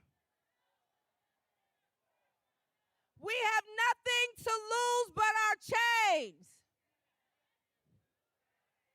Wonderful. Greetings, everybody. My name is Bree Simpson, and I am the CEO and co-founder of a small but mighty organization here in Georgia, and we represent people who have been impacted by incarceration. And what's so special about the work that we do here in Georgia is that we represent a population, and our population is 4.4 million of the 11.2 million people that are here in Georgia. I served 10 years in a prison cell here in Georgia. For 10 years, I was counted, but I was not represented. For 10 years, my body was used to increase the population count of a prison district, while my family, my neighbors, and my community lost political power. I know what it feels like to be counted but not valued, to be counted but not heard, to be counted and not represented. That is why I'm here today, because this special session is not about a line or a map. It's about power, about who gets to decide whose voices matter. And whether black or brown, working class, justice impacted communities will have representation that we deserve. We were told that a special session was unlikely. Yet somehow, when communities began building power, when voters began to organize, when people demanded accountability, the rules suddenly changed. The map suddenly needed to be redrawn, and taxpayers are suddenly expected to foot the bill. And at a time when families are struggling, federal funding cuts already threaten the programs of our communities already that we so deeply depend on. We have seen this before. Georgia has a long history of finding new ways to limit the political power of black people. Poll taxes, literacy tests, voter intimidation, polling place closures, last-minute election changes. When those in power don't like the outcomes, too often they try to change the rules. But I want to talk about a form of gerrymandering that rarely makes headlines, and that's prison gerrymandering, the practice of counting incarcerated people where they are imprisoned instead of where they actually come from. Think about that. The same communities that are over-policed, the same communities that are over-incarcerated, the same communities that lose mothers, fathers, daughters, sons, workers, leaders, taxpayers to the prison system, and those forced to lose political representation too. For 10 years, I sat in a cell. I could not vote. I could not attend city council meetings. I could not come to the Capitol. I could not advocate for school boards. Yet my body was still counted to increase political power and representation for a community I was not a part of. My people, incarcerated labor, built Atlanta brick by brick. Atlanta streets, the buildings that laid the foundation for the state's wealth, yet my voice, my representation wasn't counted here. And generations later, the pattern is repeated. I sat in a cell, my body was counted towards someone else's district, someone else's power, while my own community, the one I came from, got nothing. This is not democracy, this is extraction. They took my labor, they took my voice, they took my talent, they took my innovation, but I got nothing back, and neither did my community. And then they stripped my political power. Today, we are saying enough is enough. Thank you. Thank you so much. Thank you so much. Powerful speaker, and we have many more lined up.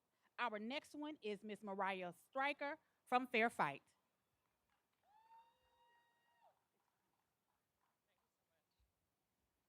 Good morning, y'all.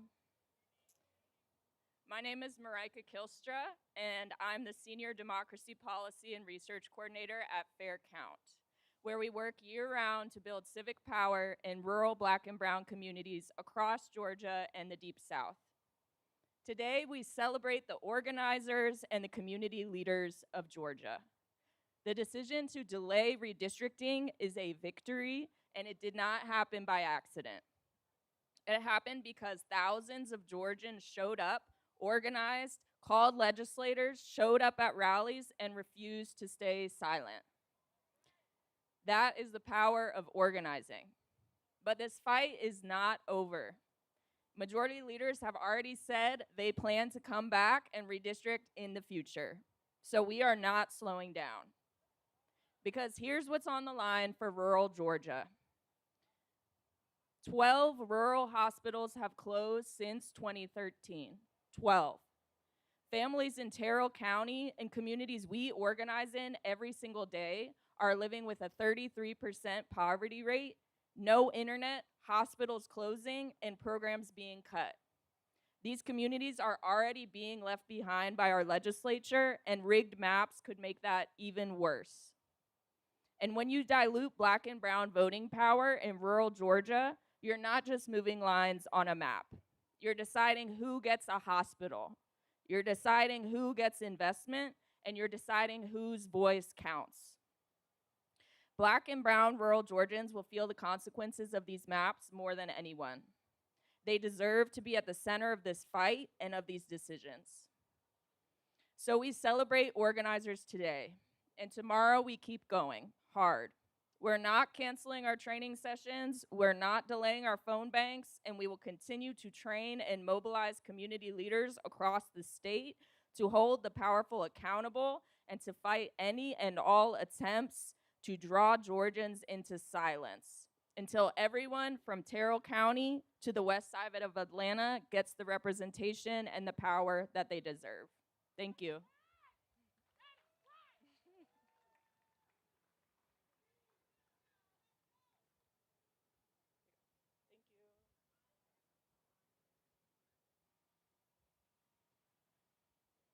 And we will keep the show moving with Melanie Calhoun from Black Voters Matter.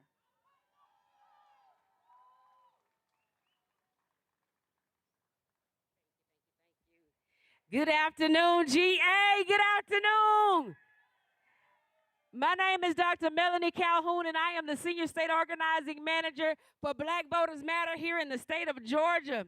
But before I say anything else, let's acknowledge something. What happened yesterday matters. The legislators who called this special session, they announced that they would postpone, even though they didn't use postpone, their efforts to redraw district lines. But let me be clear, this didn't happen by accident. It happened because people organized. It happened because you spoke up. It happened because you applied pressure. It happened because we refused to stay silent. And here's what I need you to understand. A postponed attack is not a defeated attack. This session is not over. This threat is not disappeared. And until that gavel falls, until session is over, anything is possible. That's why we cannot mistake this moment of progress for the end of our fight. In fact, what happened yesterday teaches us one thing, one important lesson, that when people organize, power listens. When people move, politicians move. When the people show up, power has to respond. When people stay engaged, power has to pay attention. And that is exactly why we have to stay engaged. Because redistricting is not the only issue at stake. Our health care is at stake. Our schools are at stake. Our voting rights are at stake. Our economic future is at stake. And the quality of our lives and our communities are at stake. And those battles won't be over. They won't be won overnight. They won't be won in a single day. Too many people treat civic engagement like it's an event. We show up for the rally. We show up when there's a crisis. We show up when there's an election, and then we disappear. Meanwhile, those making decisions under the gold dome, those making decisions about our very lives, are showing up every day. If they can govern 365 days a year, then we can show up and activate 365 days a year. The walls of Jericho, they didn't fall because they marched one day. They fell because the people kept marching until the walls could no longer stand. And while we're facing different walls today, the walls of voter suppression, the walls of injustice, the walls of underinvestment, the walls of attacks on our communities, they will only fall if we keep marching, if we keep fighting, if we keep showing up. So when you leave this Capitol today, don't leave the movement. understand this. This rally is not the movement. This rally is the moment. The movement is what happens when you go home. The movement is attending your city council meetings. The movement is organizing your neighbors. The movement is holding elected officials accountable. The movement is building power where you live. The movement is showing up when the microphone is gone, when the cameras are gone, when nobody else is looking and listening, when you show up, regardless of who's looking. Too many people, and listen to me clearly, too many people treat democracy like it's a holiday. We show up once or twice a year and expect everything to change. But democracy is not a holiday. It is a daily practice. And we will be victorious because we refuse to stop showing up tomorrow and the next day and the next day. If we stay organized and stay vigilant and stay committed to this movement, then there is no wall that can keep us down. There is no wall that can hold us back. So let your voices ring loud so that they can hear you under the gold dome. And in the words of Pastor Troy, ain't no more play in GA. Because we ready. We stay ready. If you stay ready, you ain't got to get ready. So like I always say in closing, from Valdosta to Atlanta, Muskogee to Savannah, Black Voters Matter, 365. Thank you, Dr. Calhoun.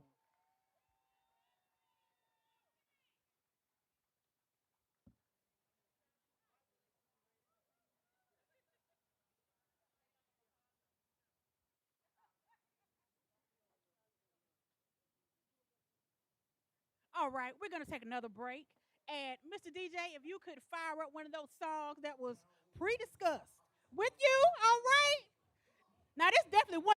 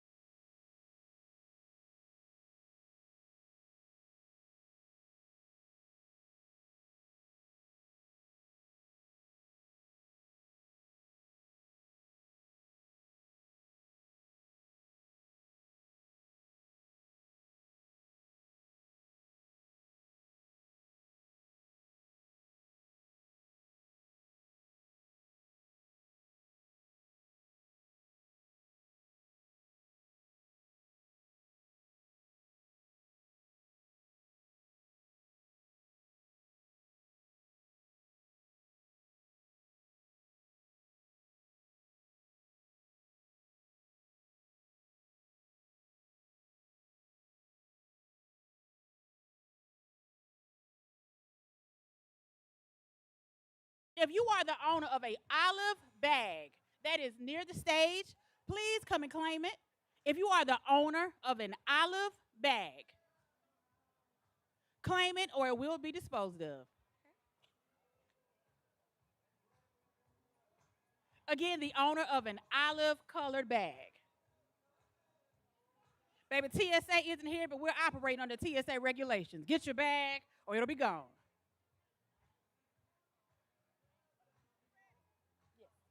All right, we will continue with our program, and we, again, have several other speakers ready to keep us fired up as we are moving along. The momentum is here. The people are here. The movement is here. We know that Georgia is not the only state that is going through this. We are blessed to welcome several people who know of the fight that's happening here. Whether they live here or they don't live here, they know what is happening. And this is happening to all people of all races around our state and people that are affected adversely by this redistricting. Someone that is going to speak to us about that directly is Mr. Dom Kelly of New Disabled South. Y'all fired up? Okay, didn't sound like you're fired up. Are y'all fired up? All right, that was a little better. My name is Dom Kelly. I founded and lead New Disabled South disability justice organization based here in Atlanta, but we work in 14 southern states. And y'all, this is happening across the South. This is a Georgia fight, but this is a southern fight, and this is a fight for the future of this country. We have nearly 40 million disabled voters across this country. So every elected official under this gold dome should be doing everything to make sure that they can vote. But not only are 85% of polling places inaccessible, Georgia has criminalized assistance with voting by mail. They've limited ballot drop box access. They've closed polling places in rural areas and more. This state also institutionalizes disabled people at some of the highest rates in this country, and that takes away their right to vote through guardianship laws where a judge can determine whether or not someone's able to vote. And y'all, this is all calculated. But let's be clear, they aren't doing this because they don't like disabled people. They're doing this because they don't want black people to vote. And they feel the disability community is an easy scapegoat. Black people make up the largest portion of the disability community in Georgia. Once again, this is all calculated. And let's look at the evidence. In 2018, then Secretary of State Brian Kemp, who was overseeing his own election for governor, attempted to close nine out of 13 polling places in Randolph County because they didn't adhere to the Americans with Disabilities Act. And it's not because they cared whether or not the polling places were accessible. Otherwise, they would have just made them accessible. It's because they wanted to disenfranchise black voters on the backs of disabled voters, and that has been going on for the history of this state. That's why we need to fight for every single community, because what happens to one of us happens to all of us. And none of us are free until we're all free. So yes, we had a small win, and we could take a small victory lap, but this is not the end. And let me give you an example. Mel Moore, who's the Senior Director of Movement Strategy at New Disabled South, organized the actions in South Carolina that stopped redistricting there. And just when they thought that fight was over, lawmakers brought it back, okay? That should remind us that the fight is never over. And there are three outcomes I'm gonna lay out, and they all depend on what we do. So one, something could change in the next few days, and our Republican leaders could reverse course. It's unlikely, but it's possible. We've seen reversals in other states like South Carolina, and in today's political climate, it is very, very possible. The balance of power could stay the same in November. We could have Republicans in the governor's seat. We could have Republicans across holding power in the Senate and the House. And we would expect that they would take up this racist gerrymandering then. And the balance of power could change this November. We could see a whole new gold dome. But that's going to require all of us to turn out. It's going to require all of us to keep showing up, and it's going to require us to keep fighting 365 days a year, because when we fight, we win. Thank you. Mr. Kelly, thank you so much for those words and reminding us how many people that we're out here fighting for. Now, in the essence of time, we're going to ask for our final speakers to keep your words at 3 minutes. We want to make sure that we can continue to rally out here, and we're hoping the weather is going to hold off. So keep the momentum going. I'm not trying to squash any of that, but we are going to move on to our next speaker, Ms. Chastity Mallory with Georgia Conservation Voters. Thank you. Good morning. Okay, come on, y'all. Wake up now. Good morning. All right, look, it's raining, y'all, but we still here. We still in this thing. My name is Chastity Malloy. I work with Georgia Conservation Voters, and it is a treat to be back in my hometown, Atlanta, Georgia. But I am coming to you today from Georgia's first city, Savannah. So hello, let's do a roll call real quick. Shout out those people who came from Savannah, Columbus, Macon. There you go. We are here. We are here because this is not only our home, this is not only my home, but that's my house right there. That is y'all's house right there. That is our house right there. And when we fight and when we show up, we win. You all, yesterday was an amazing victory, and it was a collective effort on behalf of all of us throughout the entire state. But don't get it twisted. This was a victory, but it was just a temporary victory. We know they're going to come back again in November and try to change these maps. We know they're going to come back again and try to dilute our power, to keep us tired, to keep us wearied. But my pastor said on Friday, weary, it does not mean weak. Because you're weary does not mean that you are weak. We are strong. We are strong together. We advocate together. We all demand the same things. We want fair maps, fair representation. And we have fought too hard historically, contemporarily, today, tomorrow, to let go of this fight and let go of this struggle. Y'all, this is my first speech in the rain. I just want to point that out right now. And I am not deterred, not one bit. It is still just a treat and a complete honor to be here. But my big call to action to you all is to make sure that we stay vigilant. Let's make sure that we stay informed. Let's make sure that we stay empowered. And let's always, always go and vote.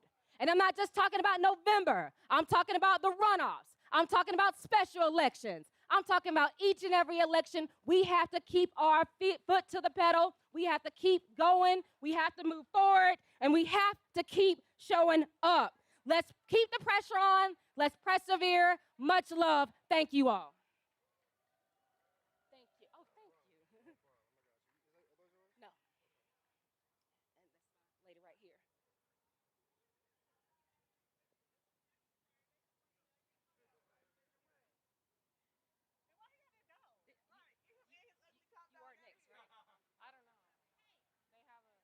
There you are. I was trying to avoid the rain, but it's all right. We want to thank you all for continuing to stay with us out here. We are going to continue with our program very quickly. Don't lose momentum, everyone. Dr. Calhoun reminded us of the Battle of Jericho. Now, if you're churchy like me, we know they marched around that wall 7 days. We out here on day 2, and it's a little rain. We're not going to let that hold us back. So we are going to go to our next speaker who can join me here under the tent, or if you're under the other tent, I will come to you, Demetria McCain with NAACP. She's not here? Oh, hey, Demetria. Do you want to go over there? With some more room? Okay. Myself and Miss Demetria are coming over to you under the tent. I appreciate the umbrella. I mean, I'm natural, but I don't like my locks getting wet. Thank you, everyone. Now, with no further ado. Good morning, Atlanta! Y'all gonna repeat after me, right? This is our democracy. This is our democracy. I have the pleasure of serving as the Director of Policy at the Legal Defense Fund, who argued the Kelly case. And let me tell you something. They asked us to argue it twice. And our President, Director Counsel, Janae Nelson, argued it artfully and perfectly.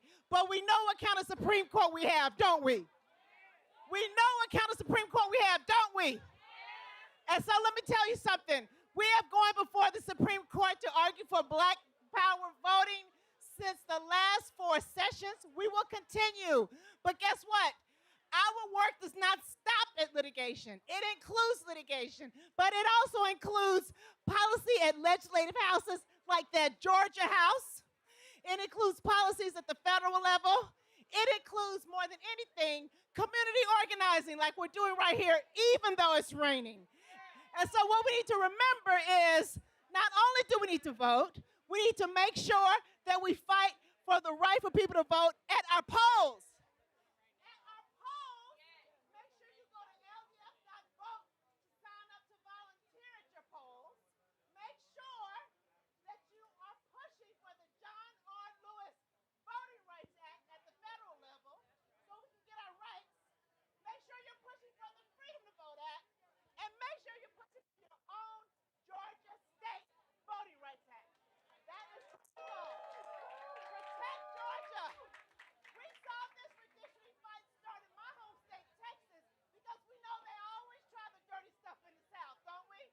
Yeah. But the South got what? Something to say. The South got what? Something to say. And like Thurgood Marshall said, this is our democracy. We want to push for it, okay?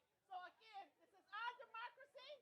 We want to push for it. This is our democracy. We want to push for it. Make it, preserve it, and pass it on. Yeah. Right. Thank you. We're going to keep moving just like USPS, or like they used to do. Rain, sleet, snow. We only have a few more minutes of rain in the forecast, so everyone, we're going to move very quickly to our next speaker, and that is Monica Spencer, joining us again from VoteRiders. Good morning again, everyone. I am Monica Spencer, the Georgia State Director for VoteRiders. VoteRiders is a nonpartisan, nonprofit, pro-voter organization with a very simple and powerful message, and that is we help people remove identification barriers to the poll. VoteRiders works to restore and strengthen our democracy. And again, we do this by educating our voters about confusing voter ID laws, confusing and ever-changing voter ID laws, and assisting them in obtaining state IDs and the underlying documents that are needed to get a state ID. We also provide transportation to DDS, to vital records, and to the Social Security Administration. Our work addresses, again, the barriers to voting created by harsh and strict voter ID laws and proof of citizenship laws. As an ordained minister, I'm called to this work of justice. This work is a work of faith. Every day I work with Georgia citizens who've been disenfranchised from the electoral process. And I'm here today, like many of you, like most of you, because I believe every eligible voter has the right to vote. I believe in justice, and I believe in righteousness. And I believe I believe all of us together can make a difference. The fact of the matter is that a citizen's humanity is encased in a little plastic card. And without it, individuals are devalued, they're discriminated against, and disenfranchised, and disallowed from voting. Every eligible citizen has the right to vote. And the goal of advocates and even our lawmakers should be to not suppress votes, but to allow and strengthen access to the ballot box and to support us as voters. We are a people of faith. We're people of non-faith, but we are people who care. And that is, because we care, we will continue to be committed to this work. Let me encourage you to collaborate, to do something in this process. And lastly, if you or someone you know needs a voter ID, a Georgia state ID, a birth certificate, please reach out to VoteRiders, VoteRiders.org.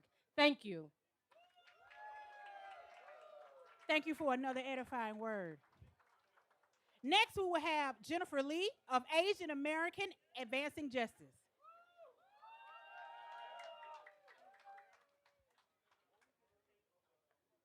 Hello, everyone. I don't know about you, but I am having a little bit of whiplash. I guess in the last month I've had whiplash twice, a bad whiplash and a good whiplash. Earlier this month, when Governor Kemp called for a special session on redistricting, I had whiplash because earlier that week he had said that we weren't going to do it. And you know, we all knew after seeing what happened in Louisiana and in Tennessee and in Alabama and with the Supreme Court that this didn't pass the smell test. It was fishy. We knew what was going on, and they made a mistake, though. They made a mistake. They gave us time, and they gave Georgia organizers time to come together and to organize and to come out. And we've seen the good whiplash and the result of that yesterday when they paused what they were going to do. And I have to admit that after that first announcement, I was upset. I was in my feelings for a little bit.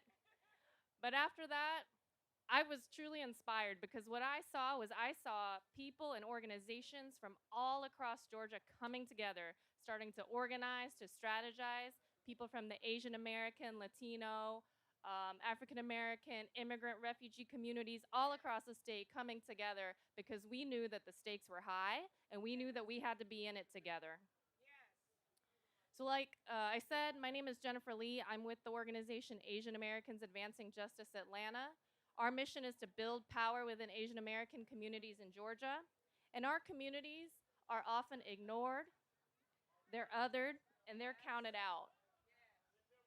We work with a lot of our immigrant siblings, and a lot of our people have come from countries where there's a lot of political violence, there's a lot of political incompetence, and there's a lot of authoritarianism. Sound familiar to anyone? But what you may not know is that Georgia's Asian American population is fast growing. It's grown 5 times faster than the state as a whole. We have some of the largest Asian representation in the Georgia legislature. And what is really important to know, and I wish more people knew, is that the history and the rights of Black Americans and Asian Americans in Georgia are deeply entwined. The affirmation of citizenship in our Constitution was first put in the 14th Amendment during Reconstruction. And that legal basis is what has allowed Asian Americans to fight back against racist laws that denied them citizenship for many, many years. Literacy tests that were used to disenfranchise Black Americans at the polls were also used to disenfranchise not only poor white Southerners, but also immigrants who could not pass those literacy tests or who spoke languages other than English. And so our rights are deeply entwined. And we know that there's a lot of challenges brewing. There are challenges coming from the highest level, attacking our rights to vote by mail, attacking our rights on who can even be called a citizen and who belongs in this country. But we know with any Supreme Court decision, Supreme Court decisions have tested the strength of our values throughout history.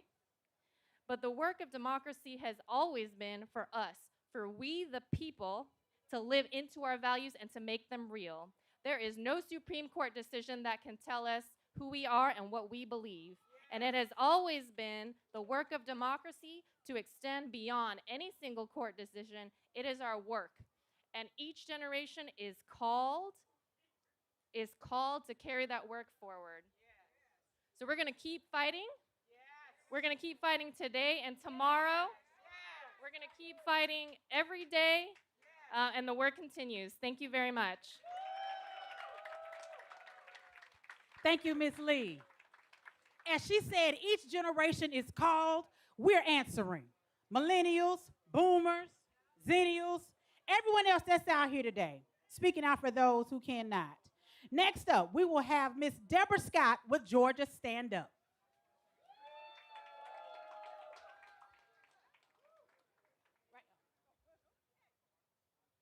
When our rights are under attack, what will we do? I don't believe you. When our rights are under attack, what will we do? We're going to stand up, fight back, and vote, right? Stand up, fight back, and vote. One more time. When our rights are under attack, what will we do? Stand up, fight back, and vote. Stand up, fight back, and vote. Stand up, fight back, and vote. Stand up, fight back, and vote. Stand up, fight back, and vote. Okay, wait a minute. This is a family meeting. I heard we under a tent. This is the great camp meeting in the promised land. We're at Liberty Plaza. The gold dome that we put there is right there. So when our rights are under attack, what will we do? Stand up, fight back, and vote. Yes. So today is an important day because we heard there was a little victory yesterday. How y'all feel about that? Good? All right. But remember, this is just part of the conversation. It's a comma. It ain't the whole sentence. It's a comma. The story has not been written yet, but it has. This is our time to continue to organize, mobilize, and strategize in unity together. That's what happened yesterday. That's what they saw yesterday, right, Helen? That's what they saw. So we are our ancestors' wildest dreams. Wildest dreams. They're here. They're saying, yes, y'all go ahead. Don't get tired. It's just day 2. Right? The Montgomery bus boycott was 300 and how many days? 82 days, because it was a leap year. Sometimes it's 381. But 300 days. So we're just on day 2. Are we tired? No. Can we get tired? No. Can we organize together? Yeah. Can we work together? Yeah. Can we win together? Yeah. Okay, so one more time. When our votes are under attack, what will we do? Vote. When our maps are under attack, what will we do? When our people are under attack, what will we do? And when they got their foot on our neck, what are we going to do? And what will you do? That's right. So in a little bit, we're going to go over to the Capitol because they need to see your beautiful faces. They need to see what democracy looks like. Show me what democracy looks like. I said, show me what democracy looks like. Show me what unity looks like. Show me what coalitions look like. And show me that black voters matter. What does it look like? This is it. That's right. So we're going to stand up. We're going to organize. We know we have a long fight ahead. This is just the beginning. Remember, day 2. Day 2. Don't let them fool you. It's just day 2. So we're going to change up our strategy. We're not going to do everything on social media, right? We're not going to tell everything we're going to do, right? And we're going to pay attention and find, if you don't have a political or a nonprofit home right now, I need you to choose an organization and rock with them to the end. Rock with them, right? Because we can't get tired. We can't just show up when there's cameras. We can't just show up when the Instagram is there. We need to show up every day. So all year, we're going to have activities for you to participate in. We need you all to get involved. We need you to stay involved, and we need you to stay organized. So, one more time, when our rights are under attack, what will we do? Stand up, fight back, and vote. Peace and power. All right, thank you, Ms. Scott. And if y'all didn't hear anything, we know what you heard. Stand up, fight back, and vote on the eve of Juneteenth. Yes, she did. Our next speaker we're calling up to the stage as the storm is slacking, ending, we hope, is Justin Jones. Mr. Jones?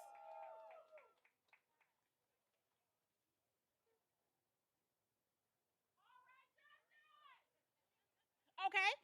Mr. Jones is not with us at the moment, but we'll move right along. Next up, we have Miss Mary Pat Hector speaking to us again from Equity for All.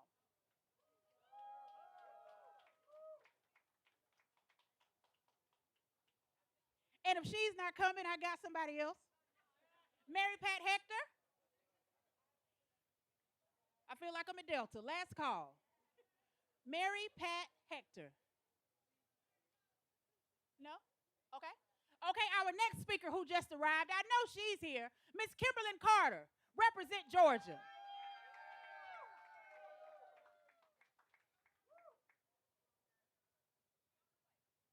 She's on the way.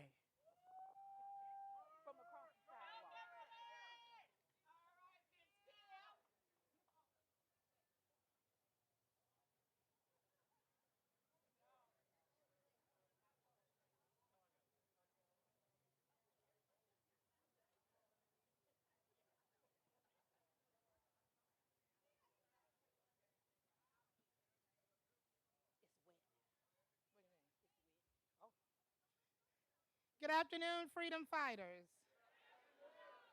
Good afternoon, freedom fighters. Good afternoon, freedom fighters. Well, you are looking mighty good today. You're looking like winners.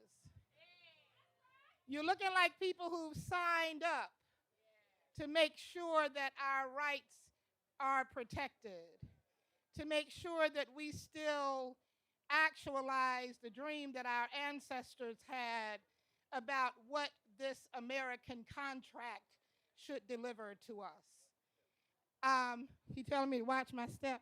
Thank you, brother. That's what it's all about, looking out for one another. So I just walked up, and as I was walking up through the rain, it reminded me of what it requires of us in this moment. That nothing can stop us. That rain can't stop us.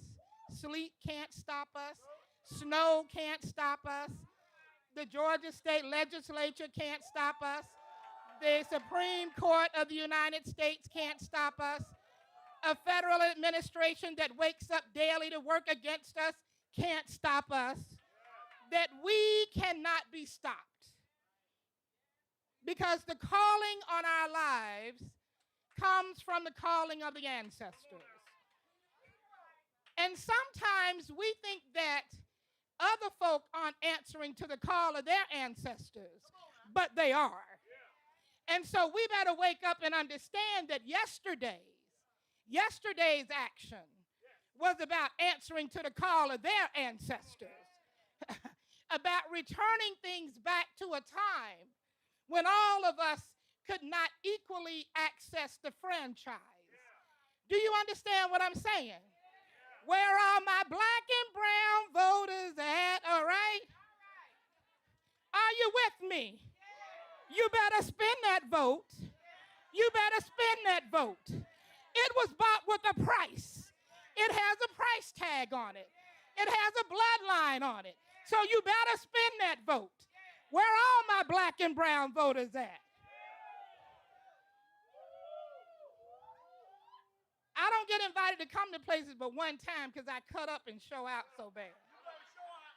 Because I'm a hip hop honey. So I'm always going to bring the culture with me. But we must be clear. We must operate in absolute clarity that this moment requires more of us than the moments have ever required before.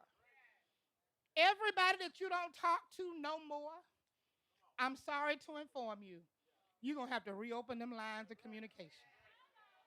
Sisters, I know he's sorry. I know he done messed up. I know he don't even text back. But we are going to have to reopen those lines of communication. Because what everyone has to understand is that this mission is not just about the present moment, but it is about a future, a destiny that belongs to us, that we will have quality health care, that we will have clean drinking water, that we will have Black maternal health and healthy Black babies being born, that we will have economic freedom, that we will be able to develop generational wealth, that a disability will not prevent a person from having an ability to reach their full capacity. This is that moment. That no matter what region you live in, who you love or how you love, what your hair looks like, what you smell like, that none of that matters. Because in a time like this, it is about all of us or none of us. Are we clear? It's about all of us or none of us. Baby, you ain't getting nothing that I'm not going to have. My grandmother, my grandfather sacrificed too much for me to get it. That's why we have something called Sankofa. It means to go back and to get it. Are we clear? Are we clear?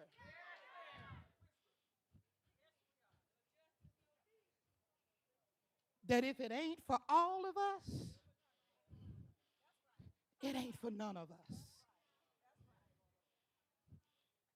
There's a singing group called Sweet Honey in the Rock. And one of my favorite songs by them is We Who Believe in Freedom. I hear my chorus, I hear my choir. We want what? We want rest until it comes. And so I know y'all talking about it's time to go on summer vacation. This is your summer vacation. This is our summer vacation.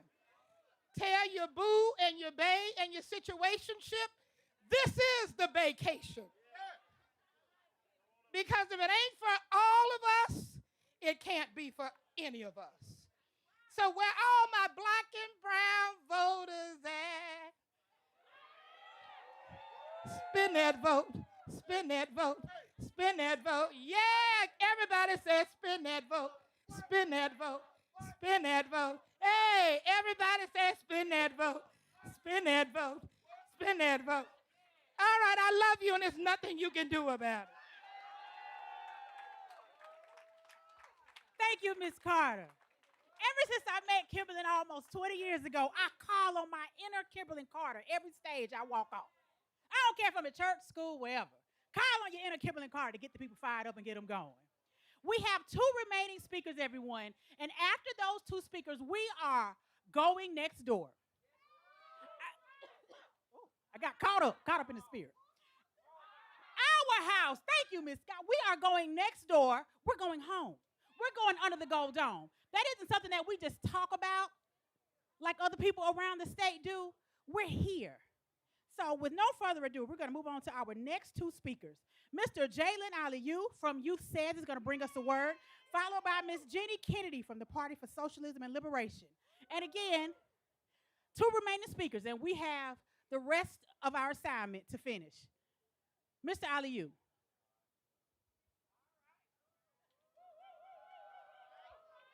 Thank you. I'm not originally on the schedule, so as I respect your time and understand your time, I'm not going to take too much of your time. But my name is Jalen Aliyu. I'm a 16-year-old individual. I created a group called Youth Says, which enriches the youth in order to make better decisions for themselves and not do hood stuff that's going to be negatively impacting the rest of their lives.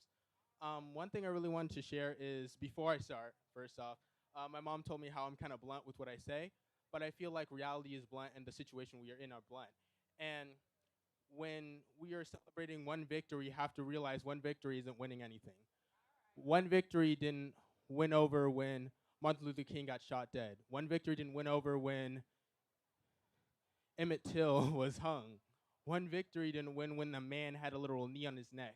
One victory didn't win when a child got shot dead. A 1-year-old baby got shot dead in the back of a car because their family was accused of stealing diapers the state doesn't pay for. So I feel like if we focus on, first off, realizing that every moment that we live in America, every moment that we're breathing American soil, we're breathing democracy. And if we focus on enriching enriching our like-minded individuals, we're not going to get anywhere in this democracy. I grew up for 12 years in Atlanta, then moved down to Macon, Georgia, and I saw a whole new perspective. I saw people who didn't have the popular influence in their life. They didn't have the proper influence in their life. They didn't have an influence that told them what to do and what not to do properly. They had an influence that told them how to get money, how to get women, how to get men, and how to keep going on and respect what you got instead of respecting what we are. And I feel like if we choose to enrich ourselves, enrich our community, and enrich the people around us that we choose to sometimes look down upon, because a lot of, especially as a younger person, a lot of the older generation I could see looking down on us because we're misguided. But we don't look to our peers of the older generation who misguided us as children.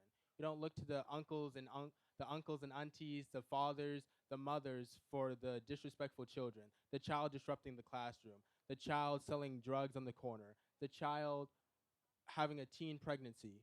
We don't look to the fathers, the mothers, the grandfathers, the people who we grew up with, the people we went to school with for the effect that they had on the child's life. So I feel like if we were to look to each other, look to the Black community, to realize that we are, 4.5 million of the entire population, and we're still stuck here trying to make room for ourselves in a society that was built on our backs. If we choose to go to each other for help and go to each other to enrich each other and go to each other to tell us how voting works, because most of the adults that I talk to know less about voting than I do. Most of the adults that I know don't know how the presidential election works, don't know that they have to vote in Congress, have to vote for their mayor, vote for their state district governor. They just see the presidential election not going their way and choose not to show up. So if we choose to enrich each other and choose to enrich our Black community, instead of just focusing on the people on top, we'll make somewhere for ourselves. Thank you. Thank you, Jalen, for reminding us that even at 16, he realized there's a disconnect, but we are the connectors. And next on our program is Miss Jenny Kennedy from the Party for Socialism and Liberation. Now, she is our last speaker, and again, y'all remember what we're doing when Jenny gets done, right? We're going over there. We're going next door. Thank you, Jenny. All right, I'm happy to wrap us up today. I want to start with a chant to get the energy up. No Jim Crow 2.0. No Jim Crow 2.0.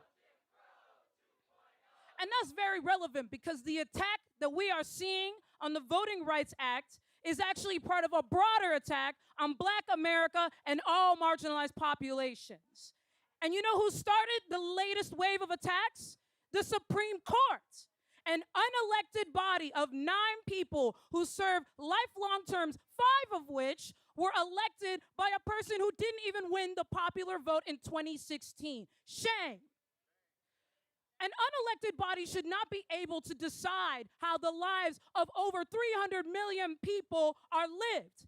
This is actually a violation of the very core idea of a democracy, that the people in power should be accountable to the people who run this country. And that certainly includes the people who built this country, Black people.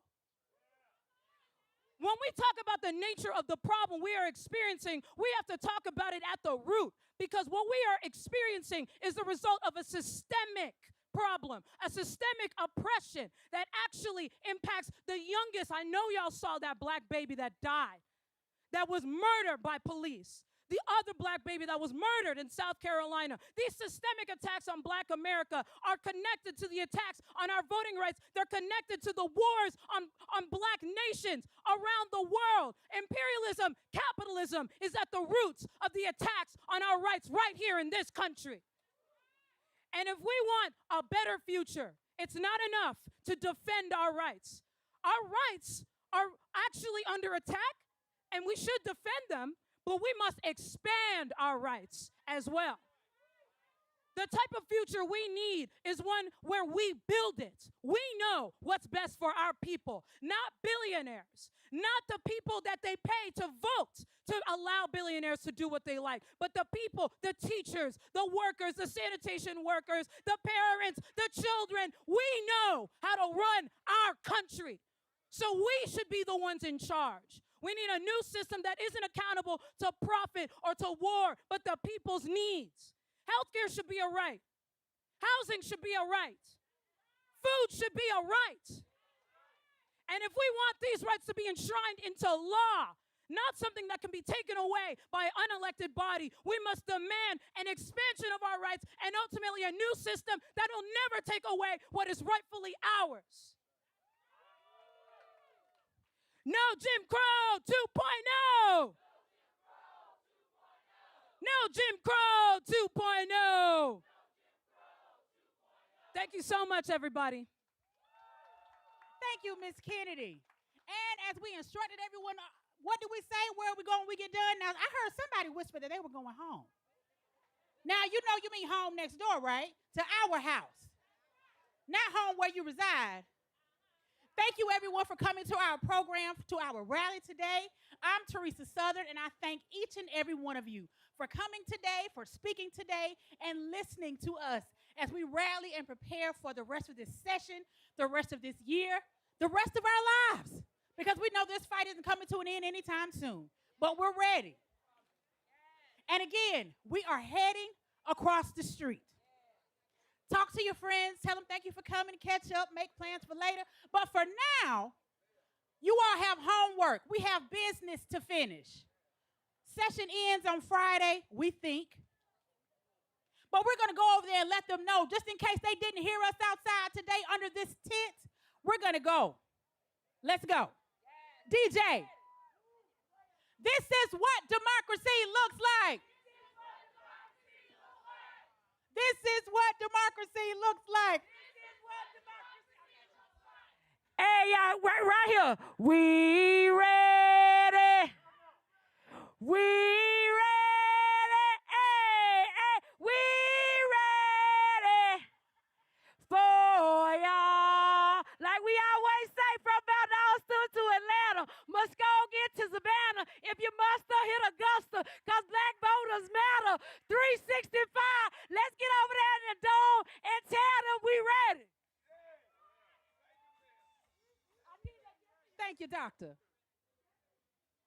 Now, the DJ is going to lead you out, but we can't hold your hand and take you over there.